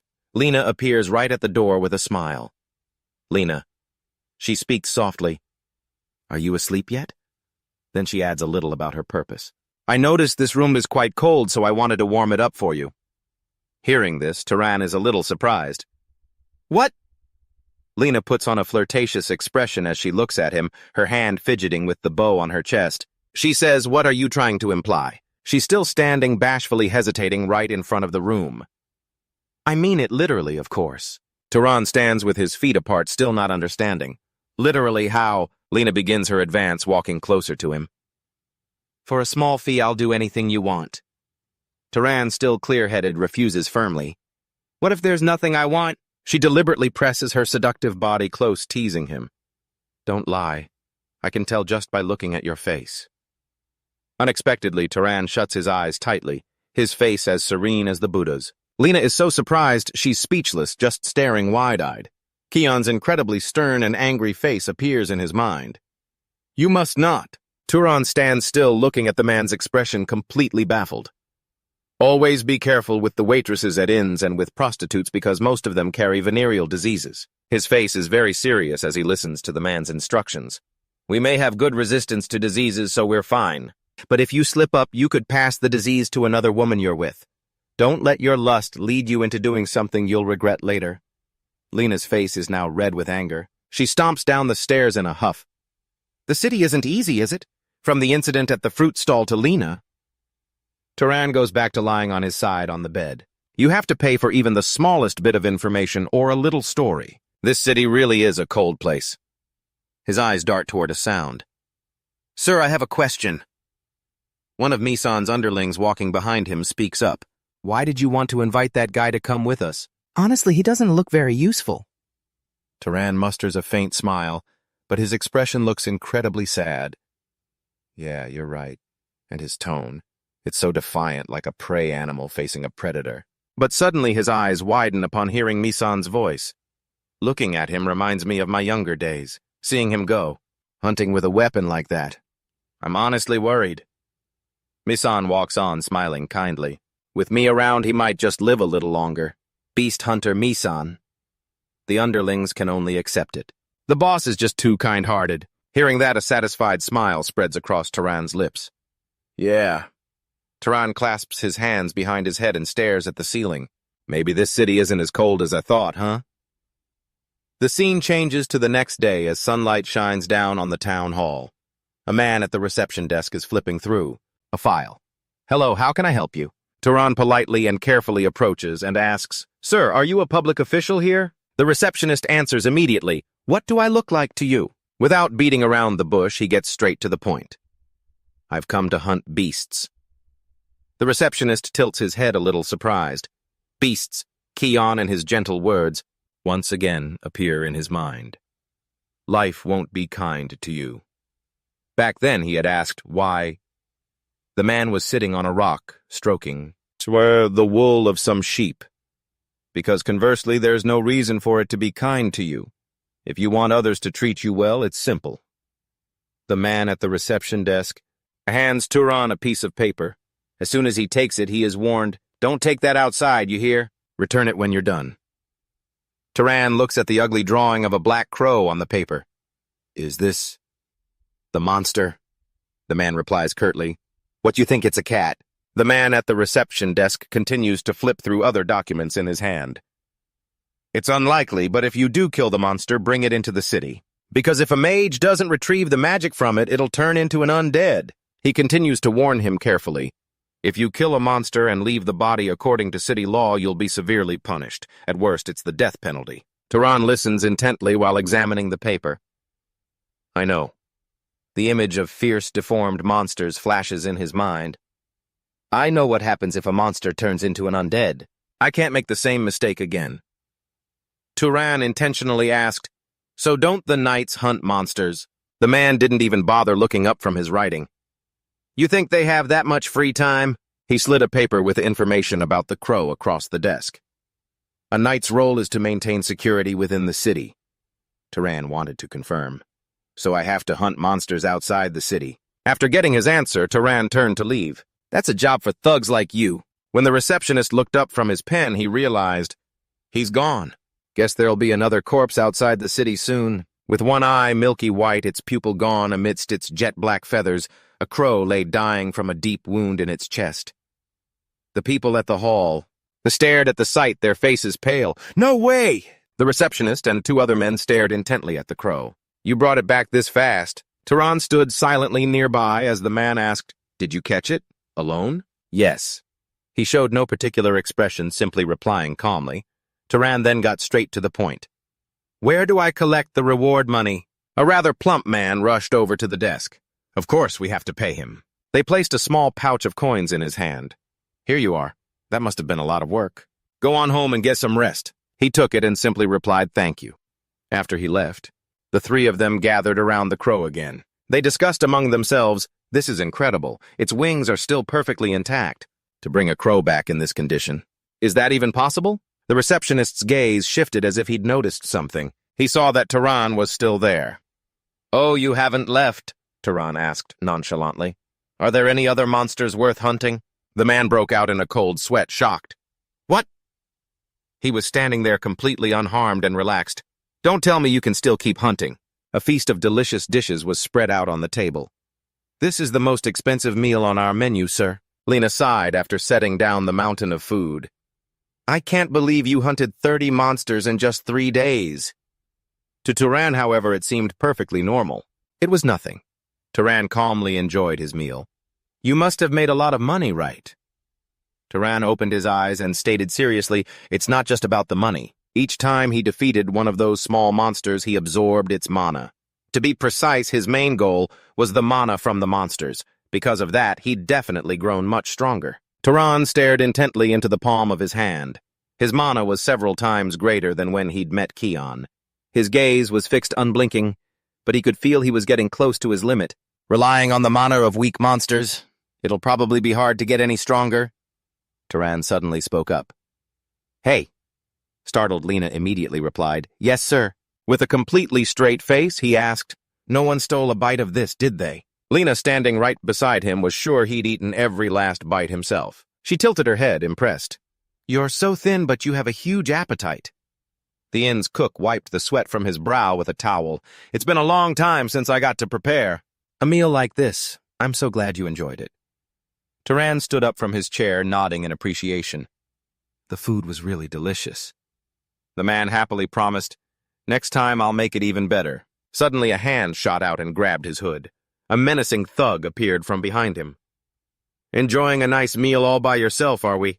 Tran initially remained silent, not bothering to look back. "Hey, String Bean, making good money these days, huh?" Before the guy could even finish saying, "How about sharing a little with your buddies?" he took a fist straight to the face. He staggered back, stumbling from the blow. "You!" Another thug on his side saw this and cursed, "You son of a bitch!" Tran tilted his head slightly. "You wanted me to share a little—" The enraged thug swung wildly at him. "Don't get cocky." Tran didn't move from his spot, easily blocking the punch with his elbow. As the thug stumbled, another one charged from behind, brandishing a chair. With just one hand, he knocked the chair aside. The thug's eyes widened as he saw Tran's hand poised to flick his forehead. The flick sent the man flying backward. Lena, watching from the side, was gritting her teeth. "Stop!" she screamed, squeezing her eyes shut. "Don't fight in my inn." Mage appeared, bowing deeply. "I humbly and sincerely apologize." Tran stood completely still, taken aback by his deep bow. "I've already punished those two. From now on, I will make absolutely sure this never happens again." Still bowing, he explained, "We've been having a tough time lately, that's why we did what we did. I guess we were just jealous seeing you do so well." After that, Mizan even motioned for him to hurry up and apologize. Both of them, now scared, bowed their heads and obeyed. "Sorry." Tran looked at him seriously and asked, "Are you guys really struggling?" Mizan avoided his gaze, looking away. "Money's a bit tight, yeah." He started to explain their situation, but his fist remained clenched and motionless at his side. "In about 3 days, we won't have enough to pay for our room. But that's our problem." Tran held out a bag of money right in front of him. "Take this." Mizan looked up, surprised and confused. "What's this for?" Tran explained calmly. "This is a thank you for your good intentions the other day. You were worried and asked me to go with you." Mizan was the one who was truly surprised to hear those words. "This guy, how did you know?" Tran cut him off, his face serious. "It's not for free." Tran wanted something in exchange. "Share some information with me." Mizan laughed and pointed a thumb at his own chest confidently. "Information, I'm confident about that. I'll tell you everything I know." And with that, the city returned to its peaceful state. At first, Tran was standing alone on a high place. This would probably be the last hunt in this city. As he looked around, he thought to himself, "Mizan gave me information on the next city. It's almost time to hit the road." Inside that inn, the two of them sat opposite each other, talking for a long time. There was more useful information than I'd expected, and no matter how many times I look back, Misan really was a good person. In his memory, Misan was a radiant man. He wasn't guarded like Keon, but in his place was someone purer and kinder. But then suddenly his eyes shot open in shock. Because of something. His sharp sense of smell had picked up a strange scent. This smell, it's coming from... Just like that, Tran leaped suddenly and swiftly deep into the forest, hoping his gut feeling was wrong. His pale hand pressed against a tree trunk as he came to a stop in a clearing. In the deserted woods before his eyes was a murdered body slumped against a tree. This person was definitely... He immediately recognized the man, trembling with blood all over him. Isn't that Mizan's companion? The corners of his mouth curled into a smirk when he saw him. The man's eyes had turned a dull gray. Next to his motionless hand were a few small coins. Tran crouched down closer to him. He began to wonder, what on earth happened here, Mizan? He could only fall silent as he glanced over and saw another person slumped against a nearby tree. The person over there looked to be on their last breath, but their mouth was still whispering, "Rabbit." Two long incisors appeared in the darkness. Rabbit. Tran looked over and saw a monster. A rabbit was gnawing on a corpse. It had white fur and a mouth sticky with fresh blood. Tran watched it carefully, then slowly stood up. Its two eyes were bloodshot. It leaped forward and bit a chunk out of a tree trunk. Tran gritted his teeth, surprised by its speed. That was fast. The rabbit monster's two ears stood up sharply. I almost got hit. Tran took out the slingshot in his hand and spun it continuously. His eyes widened, concentrating fully. He whipped the slingshot in a powerful arc, sending several small stones flying toward the rabbit at incredible speed. It was extremely agile and managed to dodge them all. Watching its movements, Tran grew serious and cautious. This thing is used to defending against projectiles. One of its feet armed with 3 sharp claws tensed up. With astonishing speed, it launched itself toward where he was standing. Its bloodshot pupils were fixed on a single target. It was as if he vanished into thin air. There was nothing left at that spot. The rabbit monster landed after missing its target, Tran. Seizing the opportunity from behind, he brandished a small, sharp knife he had ready. A single stab straight into the base of its neck made it scream in pain. Tran quickly retreated backward. His body backed away toward a tree trunk, but he seemed to be gradually fading away. The rabbit monster turned around and attacked the tree. Its expression was ferocious, clawing continuously. Its eyes glowed fiercely red as it leaped and slashed at everything in its path. Suddenly, white smoke rose from within the forest. The rabbit monster stood in a field of fallen trees, roaring at the sky as blood trickled down its body to the ground. Its 2 ears drooped, and its tongue lolled out. His black boots reappeared on the ground. Tran returned to find the rabbit monster's corpse lying limp on the ground. As was his custom, he held his palm out toward it. His face was cold and emotionless as he absorbed all the mana from the rabbit monster's body. A blue light flared from within his eyes. The amount of mana I'm absorbing is completely different. Way more than that first leopard monster. His eyes softened, returning to normal. No way. The person leaning against a tree trunk whispered weakly, "Are you a mage?" Tran didn't hide it, answering right away, "Yeah, that's right." The person was still curious. "But why would you reveal your identity?"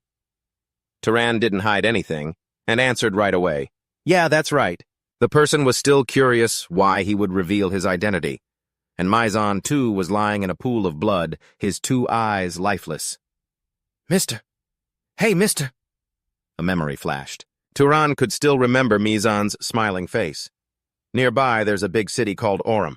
They have a place there called a library. At the time, Tran was quite surprised. "A library," he had confirmed. "I heard that place has thousands of books." Mizan had spoken as if he'd read his mind. "The mention of books gets you all excited, doesn't it?" "I'm being serious. Was it that obvious?" Mizan picked up the cup on the table, smiling gently. "But I hear that not just anyone can get into that library." Taking the chance, Tran asked right away, "Then what do I have to do to get in?" Mizan didn't hesitate to tell him. "It seems only mages are allowed inside." Hearing that, Tran rubbed his chin deep in thought. "I see. In that forest. But his mind was still on their conversation. "I've made my decision." "What did you decide?" Now Tran is standing before 3 handmade graves. "I will go to the great city of Orum that you mentioned." His face looked a bit sad, his eyes glistening. After that, he could only leave with one last word. "I hope you find happiness there." Scene changed to Tran. Standing silently in a long line, his face a little grimy from having just arrived at the new city, reminded of when he saw the small city of Marray. And to think I was so amazed back then. It's embarrassing to think about now. This place is so much more grand and bustling. The great city of Orum. He followed the crowd, stepping through the city gates little by little. He stepped into the great city. I didn't expect so many people to be trying to get in. His gaze fell on a few soldiers guarding the gate. Are they screening for wanted criminals? Tran slowly moved closer. As expected of a great city, the system is much more organized. Suddenly a voice cut in. His thoughts were broken. Confused, Tran turned around blankly. Is there a problem? It was that gate guard. With an arrogant expression, he pointed right at Tran's face. You can't enter. As Tran listened, he touched his own clothes. I've never in my life seen someone with such filthy clothes. You should go over there and dust yourself off first before you come in. Inside, the city was a towering skyscraper with many kinds of trees growing around it. The small figure of Tran stood at its base. He looked up, unable to hide his surprise. This must be the library Misan told me about. He couldn't help but marvel in his thoughts. It's so magnificent. I bet it was built with magic. Tran cautiously approached the gate and started to ask, Excuse me. The guard at the library gate replied sternly, Yes. Tran stepped closer and made his request. I'd like to come inside. Kenya stated the condition firmly. This library is only for mages. Tran immediately declared, I am a mage. The soldier, not believing him, stepped forward to investigate. What? He narrowed his eyes and then berated him. You dare impersonate a mage? Are you looking to die? It takes all kinds of crazies, I swear. Kenya intentionally raised his hand as if to shove Tran away. The idea of someone like you being a mage is absurd. But before his hand could even touch Tran, it suddenly began to glow bright red. Keon. A memory of him resurfaced once again. Mages can recognize one another. They can sense their opponent's magical power and tell if that person is stronger than them. His gaze suddenly sharpened just from sensing the palm of that man's hand. His eyes blazed bloodshot. The guard was immediately affected, struggling to shut one eye. He was thrown backward by the pressure. Are you all right? I'm fine. Kenya's head was still on the ground. His eyes flew wide open in shock. This is no ordinary mage. This person is at least a noble, if not higher. Then he got to his feet, let out a long yawn, and said, My name is Kenya, Knight of the House of Bantus. May I ask which family you hail from, my lord? Tran, not wanting to answer, calmly asked, Do I have to state my family to be allowed inside? He immediately replied with respect, No, my lord. Kenya bowed his head low, his eyes darkening. However, to use the library, you will need the permission of the Lord of Bantus. Tran still didn't quite understand. You mean... Kenya immediately proceeded with his task. I will contact the House of Bantus at once. Meanwhile, Tran was bathing. All right, then. He opened one eye, looking completely exasperated. I thought this would be simpler. A maid with golden hair also appeared. His long arm was being carefully wiped down. Tran sat in the bath being washed by the maids. How in the world did it come to this? He suddenly turned and ordered them stop. They all jumped in surprise. Yes, my lord. Tran wanted some privacy, so he deliberately tried to get them to leave. Is there a problem with me bathing alone? The maids answered timidly. If we do not serve your lordship properly, we will be punished. In this vast city, he had no choice but to accept. Do as you wish. And so they obeyed. Thank you, my lord. A maid with cool brown hair was marveling at something. How wonderful! A voice suddenly spoke, startling her so much she quickly covered her mouth. What's wrong? Tran was carefully arranging his hair at the back while wearing his new suit. Is there something on my face? The maid with the cool brown hair quickly explained, I believe I was just overwhelmed by your lordship's beauty. The other maids next to her bowed their heads as well. Please forgive us, my lord. But Tran had a kind and gentle demeanor. There's nothing to apologize for. They immediately spoke up in unison. Please, my lord, you mustn't be so humble with us. His gaze was suddenly drawn to a sound from another direction. What was that? A person with pink hair was entering the room. Azella appeared with a sharp gaze and a devious look on her face. This was the same guest who had arrived disguised as a beggar. She smirked provocatively. After a bath and a change of clothes, you look just like a prince, don't you? Tran took notice of her words. Miscalling me a beggar is a bit provocative. He introduced himself. I am Tran. And in return, she did the same. I am Azella. She wanted to know more about his identity. What family are you from? Tran carefully and politely refused. I have my reasons for not being able to disclose that. Azella gently stroked her chin. Is that so? What a shame. Then a mysterious smile suddenly blossomed on her face. So this man wants to hide his identity, does he? Well, then let's try prodding him a little and see what happens. Just like that, she unleashed a surge of magical power that radiated from her body. Her face lit up with excitement as she faced Tran. Come on, show me what your magic is like. Turan's eyes widened as an invisible pressure bore down on him from all sides so heavy that he immediately realized this was no joke but a genuine challenge. His eyes instantly flashed a brilliant blue as his own mana erupted, spreading throughout the space to counter hers. The air grew thick and heavy, almost suffocating. Azella's bodyguard immediately rushed forward to shield the maids behind him, while the two immense powers collided violently, causing the entire room to tremble as if it were about to shatter. Tran let out a long breath. The pressure vanished the moment Azella lowered her hand. Her hand was trembling noticeably. Oh my... Outwardly, she maintained her composure, but her gaze was deep as she looked at him and spoke these words. You there, guest. Would you like to marry me? Time seemed to stop. Tran could only stand there, frozen, his eyes wide and his mind completely blank. Azella suddenly burst out laughing. What's with that reaction? I was just joking. She leaned in with a mischievous smile and continued, But you should still give it some serious thought. The seat next to mine is currently empty, you know.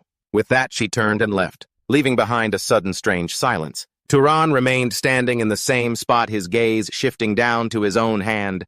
Only now did he realize that his hand was also trembling. He thought to himself, she's at least on my level. Is this level of power considered normal around here? This great city had suddenly become much more dangerous in his eyes. A while later in the city lord's office, the man was seated on a high chair.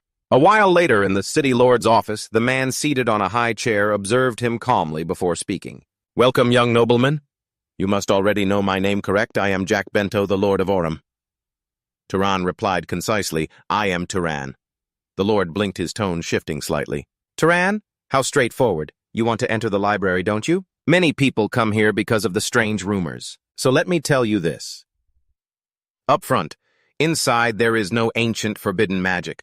No secret arts to increase your mana, no hidden treasures, and certainly no shortcuts. Tran replied without a hint of hesitation, I have no need for those things, so you have no need to worry.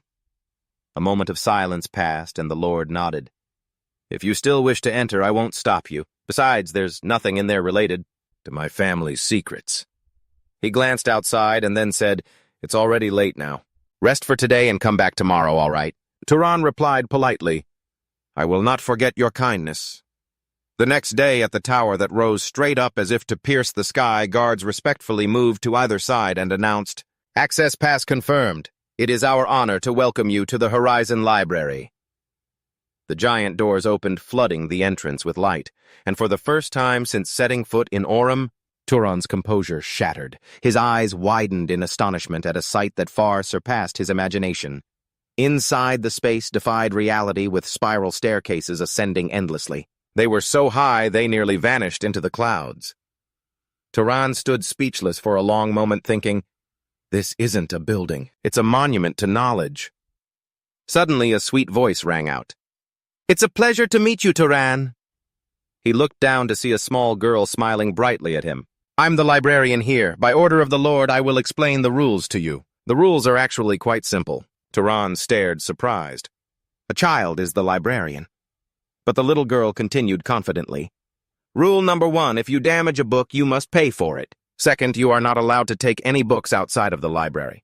And while you are using the library, I will be watching you at all times. Tran hesitated before saying, all right. But could you perhaps stand a little farther away while I'm reading? The little girl just smiled brightly without answering. He carefully asked another question. If you're the librarian here, then you must have read all the books in this place, right? The little girl nodded enthusiastically. That's right. Finding what you need is my specialty. What kind of book are you looking for, romance history? Or since you're young, maybe you want to read something a little more stimulating. We have some adult books over there. Tran looked at her intently, then replied immediately, I just want to learn more about the fundamentals of this world. The little girl placed a stack of books on the table. Many of the books here are hundreds of years old. They might not be exactly what you're looking for, but this section should be able to help you a bit. Thanks a lot, kid. It's nothing. Tran carefully picked up the book, his fingers brushing across the cover as he thought to himself, this is the first time I've held knowledge instead of a weapon. There's no battlefield, no blood, just paper and ink. How extraordinary. The following days passed like a dream. Tran built a daily routine for himself, wake up, go to the Horizon Library, and read until the sun went down. The following days passed like a dream. Tran built a daily routine for himself, wake up, go to the Horizon Library, and read until the sun went down. From geography, the different races, mage rituals, methods for creating ancient monsters to the ruins of the old empire. Piece by piece, the empty void of knowledge around him began to take shape. With every page, the world became clearer, sharper, and more real. One day the Lord summoned him and offered his praise. I hear you've been making good use of the library. Tran replied curtly. Yes. The Lord's voice grew heavier. You do understand that allowing you to use the library and treating you as a nobleman is a great favor, don't you? Now it's time I received repayment for that favor. Tran replied immediately, Please just say the word. The Lord told him about a monster in the north that was attacking merchants. The 4 knights sent to deal with it had all been devoured, and currently the clan can only mobilize 2 people of noble rank. If you joined them to make a group of 3, it would be much safer. Tran maintained a calm exterior. Protecting others is what a mage should do, he thought. I agree. But a doubt surfaced in his mind. Mages don't usually get involved in these kinds of things. The Lord emphasized the northern road is a vital trade route. It's been blocked for 10 days now, so we must clear it as soon as possible. Hearing this, Tran suddenly realized, 10 days ago, that was before I even set foot here. So that's the reason he let me into the library so easily. On the journey north, Azella walked between Tran and Marvin with a formation of knights behind them. She clicked her tongue and sighed. My father certainly has his ways. Mobilizing even a guest to go hunt monsters with us. She glanced sideways, half joking. Or is it because he doesn't trust us that much? Tran thought to himself, knowledge is never free. It's just wrapped up in a prettier package. Azella turned to look at him. Oh, I wasn't implying anything about you, guest.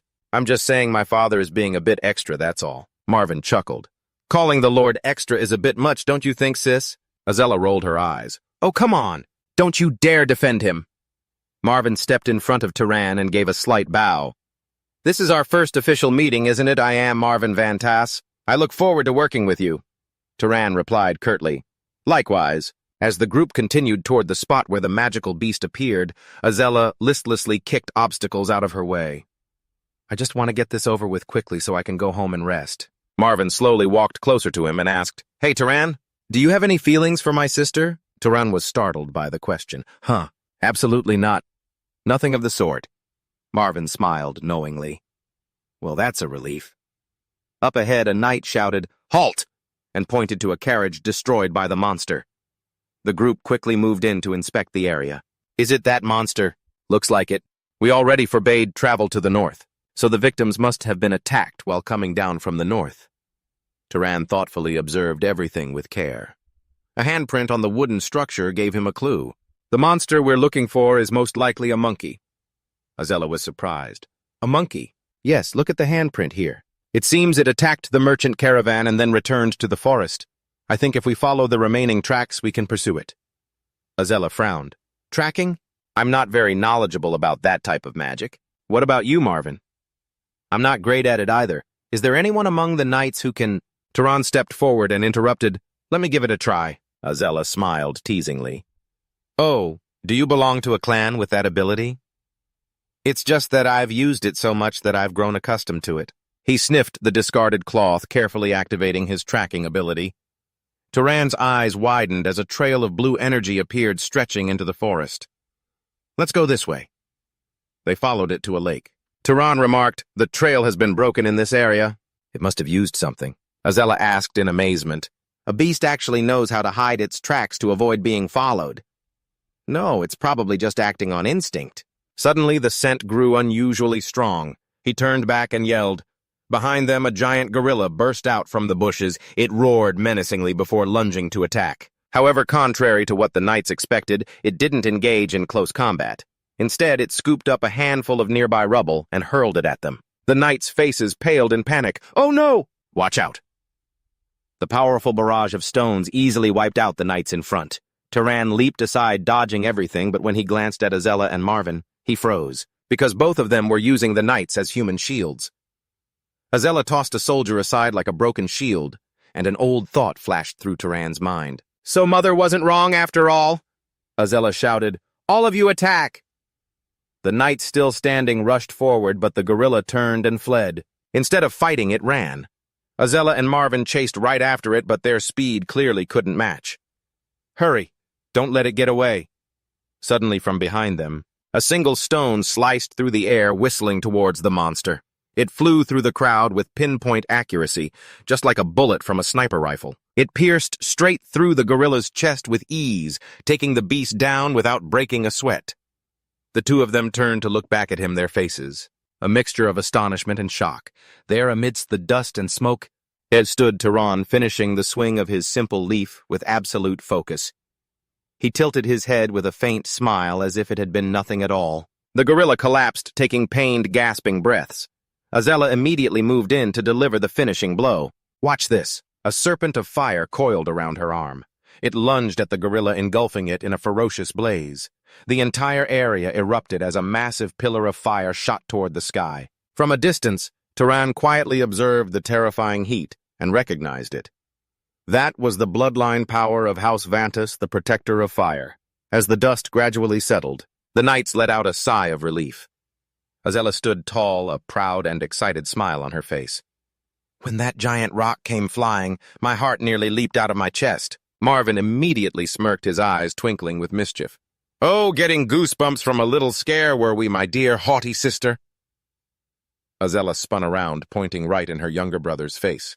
"Shut your mouth! You're the one who screamed like a little girl." Marvin stammered, I was just surprised, that's all." While the others recovered and bandaged their wounds, Tran stood silently at a distance, observing the chaotic scene. Blood stained the ground and the groans of the injured, and the scorched smell of fire magic still lingered in the air. Thankfully, no one died, he thought, but this situation is not good at all. Even though it was a surprise attack from a magical beast, this was a battle where serious casualties should have been avoidable. With their bodies enhanced by mana, both Azella and Marvin possessed strength and speed far superior to the ordinary knights. And yet in the most critical moment they didn't hesitate to use those weaker than themselves as shields. Their actions were cold and completely at odds with the noble image of aristocracy he had envisioned. An unsettling feeling crept into Tran's chest, but he just shook his head slightly when Marvin noticed his gaze and asked, "Is something wrong?" Tran answered curtly, "It's nothing." Azella clapped her hands together, the sharp sound cutting through the air. Her voice was suddenly brimming with excitement. "All right, stop moping. The most important thing right now is to absorb the mana from this monster's corpse." The three of them approached the enormous, smoldering corpse and held out their hands in unison. Streams of pale blue light began to radiate from the beast's body, carrying with them a current of pure energy that flowed back into their bodies. Tran could clearly feel the warm waves of mana flooding his meridians, just as he'd read in books. Even with several people absorbing it, once the growth efficiency wasn't diminished. The theory was correct. After just a few minutes, Azella groaned in frustration and pulled her hand back. "Damn it, I've hit my limit again. This damned growth limit." Marvin sighed and shook his head as well. "I'm at capacity too." Azella clicked her tongue, looking over at Tran with a mix of admiration and envy. "Now I see why Father was so insistent that he come with us. His magic skills are impressive. He has as much mana capacity as I do, and he still hasn't hit his growth limit. What a monster." On the long journey back, Marvin suddenly spoke up, his voice sincere. "Thinking back on it, if you hadn't been here today, we would have definitely failed miserably. From tracking it down and realizing it had washed itself to hide its scent to that critical stone throw that unbalanced it, that was all you." Tran shook his head humbly. "It was just luck. It was nothing special. If anything, I regret being a step too slow. I didn't anticipate that the monster could seek and detect enemies from so far away. Marvin's eyes widened. A seeking ability. Yes, Tran explained slowly. From what I've read, some monsters awaken special abilities based on their most prominent physical traits. This one had unusually large hands and misshapenly large eyes. It was certainly because of these traits that it could throw stones with such incredible force and observe its targets from a great distance in the dense forest. Marvin stared at Tran, jaw agape, as if looking at a different kind of monster. You figured all that out in a split second. Tran shrugged nonchalantly. I just read about it in the library's monster encyclopedia. Marvin immediately grimaced. The library, that stuffy place for bookworms, nobody goes there. I got curious and went in once a long time ago. But all the books were way too complicated. I left before I even got halfway through one. Tran smiled lightly. Next time, you two should just ask the librarian. She'll find you an easier book. Azella blinked, looking baffled. The librarian? There's actually someone like that in that god-forsaken library. The scene shifts to Tran stepping into the Horizon Library after returning from a hunt when a clear, cheerful voice suddenly rings out, "Welcome back, Tran." He immediately freezes. A faint smile plays on his lips. What a huge mistake. In this city, not a single knight or commoner would dare call a nobleman by his name alone. They always use titles like, "My lord, honored guest," or "sir." More importantly, the petite girl standing in front of him looked nothing like an ordinary librarian. Tran asked bluntly, his voice colder than he intended. "How do you know my name?" The girl blinked in surprise. "Oh, that—" She hopped onto a table and giggled. "Are you just now figuring it out?" "I knew it. From your library permit, of course. Where else within the bounds of this library?" "My eyes can reach every single corner. Your name was right there on that little slip of paper." Tran was silent for a moment before asking, "And what should I call you?" She shrugged, her voice full of mischief. "I don't have a real name. You can call me whatever you want." How about Sweetheart? That sounds pretty cute, doesn't it?" She even fluttered her eyelashes and cupped her cheeks, feigning shyness. "Well," Tran cut her off immediately. "That's enough. I'll just call you Little Librarian." She pouted, feigning a sulk. "So cold." "After using me to fetch your books for the past few days, you suddenly decide to act all formal now that you know who I am." Tran retorted, "I wasn't using you, and besides, don't stand so close." "It makes me uncomfortable." Tran tilted his head, curious. "Little Librarian, are you a mage from the old empire?" She shook her head, her smile growing mysterious. "Not at all. I'm not even human. I'm something closer to a spirit." She then began to explain, her voice as gentle as if she were telling a fairy tale. "When a spirit possesses a living thing, it becomes a living soul. But when it inhabits something that is neither living nor dead, it is simply a spirit. This library is my body. This human form is just a convenient vessel for communication. It's a reflection based on the preferences of whoever is looking at me." She winked playfully. "And your preferences say quite a lot about you, you know." Tran immediately cut her off. "Don't be ridiculous." She just giggled. "I'm like a reflection on the water's surface. You can see me clearly, but you can never touch me." To confirm this, Tran reached out to her. His hand passed straight through her body as if it were smoke. The girl looked at him with an odd expression. "Hey, don't do that. It feels weird." Tran quickly withdrew his hand. "Sorry," she grumbled, crossing her arms. "What I hate most is that I can't physically deal with intruders. If I could, I'd have beaten them black and blue ages ago. They dare to take books and never return them." Tran suddenly realized something important. "Not even the head of House Van Tass knows you exist, does he? Maybe no one in this library ever has." "That would be correct." She nodded as if she had read his mind. "Because until now, no one has ever been qualified enough to perceive my existence. My creator reached the absolute limit. Only those whose form has reached a certain level of perfection can see me. And as far as I know, you're the only one." She tilted her head, teasing. "A bit romantic, isn't it?" Tran asked at once, "What exactly is this form you mentioned?" "Mages usually call it a bloodline." He took a deep breath and asked, "Can you tell me about my bloodline?" "That's something you'd be better off asking your parents, don't you think?" Tran answered quietly, his voice dropping. "Unfortunately, I'm an orphan." She paused for a moment, then smiled. "In that case, let me just check it directly, shall I?" If you'll allow me to see your body. Tran froze, his mind going blank for an instant. See my body. But before he could even react, her small hand had already passed straight through his chest. He yelped in shock. Ah! She beamed. There we go. You and I are connected now. Don't say such weird things. It didn't hurt, did it? After a few moments of probing, she withdrew her hand and reported, the majority of your bloodline is comprised of two key components, pursuit and predation, the signature traits of House Jaha. Am I right? Tran nodded. She continued, but there's another bloodline mixed in there. You're the product of parents from two different bloodlines. So what's the other one? She shook her head with a hint of regret. It's been sealed. It's not that unusual to be born with a sealed bloodline when two different ones merge. As you grow stronger, the seal will eventually break on its own and reveal itself. Tran nodded silently, though the mystery still lingered in his mind. He then found himself thinking of his mother. She had always been too refined, too educated to have been a mere commoner. Perhaps she came from a noble family of some kind, but the bloodline must have been diluted to the point where it could no longer sustain mana. He shook his head to clear it, then turned and thanked her. She smiled mischievously, her eyes twinkling. If you're really that grateful, then you can stay for another month. From the day he learned the librarian's true identity, everything changed. Instead of reading quietly by himself, Tran constantly peppered her with questions, demanding deeper explanations for every single detail. To his amazement, she not only had a perfect grasp of every book currently on the shelves, but she also remembered the exact contents of volumes that had been stolen or lost for thousands of years. She was a living archive of ancient knowledge. Under her guidance, he began to see the world through a completely new lens. Countless invisible substances surround us all, and they can be observed by suspending water to form a lens. Illnesses aren't curses, but are caused by organisms so small they're invisible to the naked eye. Decomposition happens because they gradually consume living matter. Light is refracted. Heat is generated from friction.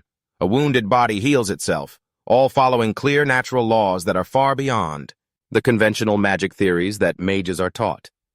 Tran immediately decided to test it. He placed a plump red apple on the table and, concentrating, applied his knowledge of decomposition. With just a light touch, the apple instantly blackened from the inside, rotting rapidly, as if time had been fast-forwarded 100-fold. The librarian tilted her head and asked, "How did that feel?" Tran couldn't hide his amazement. "This is incredible. It's not that current magic can't do something similar, but by understanding the principle, I achieved the exact same result while consuming far less mana. Just a single shift in how I perceive the world has elevated his skills as a mage to a whole new level, but immediately after, a chilling thought crept into his mind. The great clans are probably monopolizing this knowledge on purpose. If every mage understood the fundamental principles, the advantage of the elite would vanish. No wonder the overall skill level of the world is in decline." The librarian spoke softly, her voice lowered. "I'm starting to understand why." Finally, Tran announced, "It's time for me to go." The young librarian's eyes widened in surprise. "Really?" he explained. "It seems the master of this place has already started to politely show me the door." Suddenly she panicked, rushing toward him and shouting, "Don't leave me behind!" But her body passed right through him and she tumbled onto the floor. Tran calmly asked, "Can you leave the library?" She sat slumped on the floor, head bowed. "No." "Then stay here forever. Cook, tell stories, whatever you want." Tran shook his head. "I can't." She pouted, knowing full well he wouldn't stay. Before he walked out the door, she offered some advice. "This land is full of the ruins of gods. Ancient legacies are scattered everywhere. If you search, you might meet spirits who know even more than I do." Tran turned back and smiled. "I promise I'll come back to visit you sometimes." She shrugged, feigning indifference. "Whatever you want." But her glistening eyes clearly showed she was just trying to hide her feelings. Tran smiled reassuringly. "Besides, there are still countless books here that I haven't finished reading yet." Leaving the city of Orum, Tran walked alone on the long, deserted road. From a continental map he'd found in the library, he knew that the Jaha family's territory lay to the east, in the midst of a vast and harsh desert that would be his next destination. If he went there, perhaps Tran would find clues about his parents. The sun began to set, painting the sky in vibrant shades of orange mixed with deep red. After walking for a while, Tran stopped in a quiet corner. He sat down, breathing steadily, telling himself, There's no need to rush. If those clues were already gone, they would have been gone 18 years ago. If they still exist, they won't disappear just because I'm a little late. The next day, Tran set out again. On the road heading east, he came across bodies scattered along the path. Dried blood stained the ground, and the faint smell of death hung in the air. Despite the gruesome scene, Tran didn't let it distract him. Suddenly, a neigh echoed from up ahead. He immediately ducked behind a dense bush, observing carefully. Before him lay a man motionless on the ground, his wounds quite severe. Beside him stood a magnificent fiery red horse protectively standing guard over its master. Suddenly, the horse shot forward with terrifying speed, attacking two figures standing opposite. Tran narrowed his eyes, thinking, it has a saddle, so it wasn't a monster attack. Is that horse protecting its master? Tran's gaze sharpened as he assessed the situation. An attack from that direction. The two attackers came into clear view. They were dark elves. One of them growled a curse. Damn it, how is a beast this strong? The other one chuckled softly in response. Just find an opening and break through. You think it's that easy? Observing more closely, Tran immediately recognized their true nature. Both began to focus their power. A strange dark energy radiated forward. Suddenly, the bodies lying scattered around began to twitch and contort grotesquely before rising to their feet. They had been resurrected as hideous monsters obeying their master's command. Seeing the horrific sight, Tran recalled a passage from a book. This is the dark elves' necromancy that I read about in the library. He hesitated for a moment. Should I intervene? For all I know, that man could have attacked the dark elves first. But conflicting thoughts churned in Tran's mind. He continued to watch, his eyes fixed on the battle. He carefully considered his next move. One dark elf bent down over a corpse and casually began to bite it, asking in a whining voice, "Whose arm is this?" "Give me one." The other one didn't even bother to look up. "Eat your own portion. You must have gotten one too, right?" Tran's eyes narrowed as he thought, so they're cannibals. Without another moment's hesitation, Tran instantly activated his concealment ability. His entire presence vanished from all senses. At the same time, the second dark elf continued to grumble with disgust. "The guys I killed were all men, their meat is so tough, and—" Suddenly, an invisible attack struck with terrifying force. The dark elf was completely torn apart before he could even react. The other one was frozen in shock, unable to comprehend what had just happened. No attacker, no warning. There was only instant death. But he quickly regained his composure, roaring, "All of you gather around me now!" The entire horde of the undead rushed forward, forming a protective circle around him. Another invisible attack rushed forward. This time a monster leaped out to block it, its sturdy horn deflecting the blow. Tran Stone. The elf gritted his teeth, roaring in fury. "Which bastard is hiding over there? Show yourself! Now!" He ordered the bull-like monster to charge forward and smash through everything. But then he realized, is this guy using a stealth skill? His face darkened.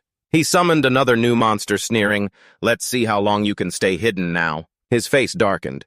He summoned another new monster, sneering, "Let's see how long you can stay hidden now." As it touched Tran's cloak of concealment, it began to flicker, and his form slowly reappeared.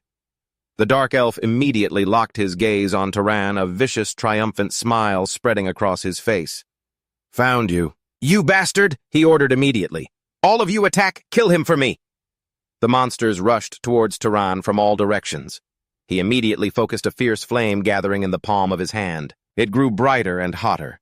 He launched it forward, engulfing two monsters in the intense blaze, but from straight ahead, a giant bull monster. It seemed completely unfazed and continued to charge like an armored tank.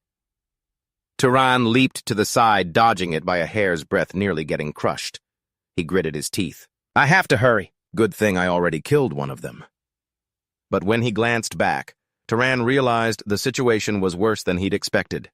The fox had sunk its teeth into his leg, causing blood to gush out. He kicked it away with all his might, creating a brief opening. But before he could catch his breath, the mad bull charged again at a terrifying speed before Tran could fully react. The horrifying impact sent him flying backward, slamming into a large tree trunk. Tran's whole body ached from severe internal injuries, causing him to cough up blood.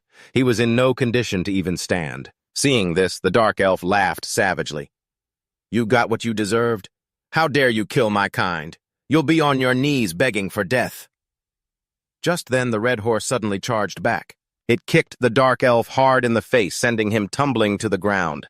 Caught off guard and humiliated, he screamed in a panic, "Quick, save me! Hurry!" Immediately, all the monsters stopped their attack on Tran and rushed back to protect their master.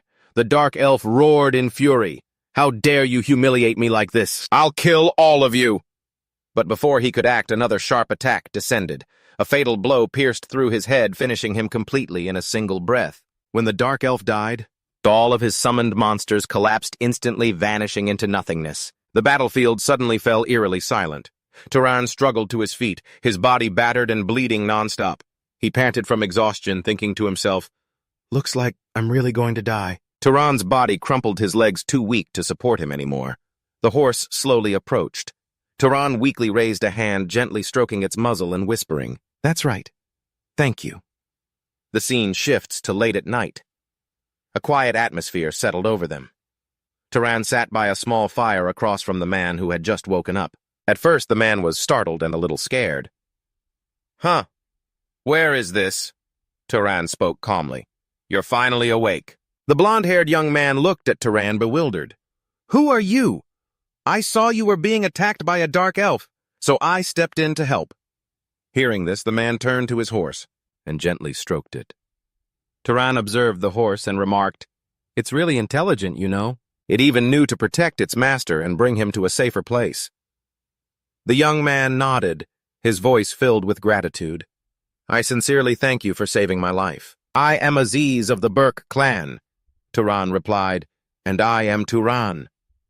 After a moment of silence, Tran looked at Aziz and asked, "Was there a reason you were fighting with the dark elves?" Aziz lowered his head and answered slowly, "A reason?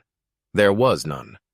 I was on a pilgrimage with my retinue when we were suddenly attacked for no reason.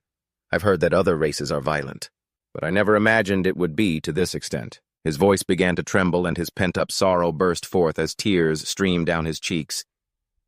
"I'm sorry. The people I lost today were very precious to me."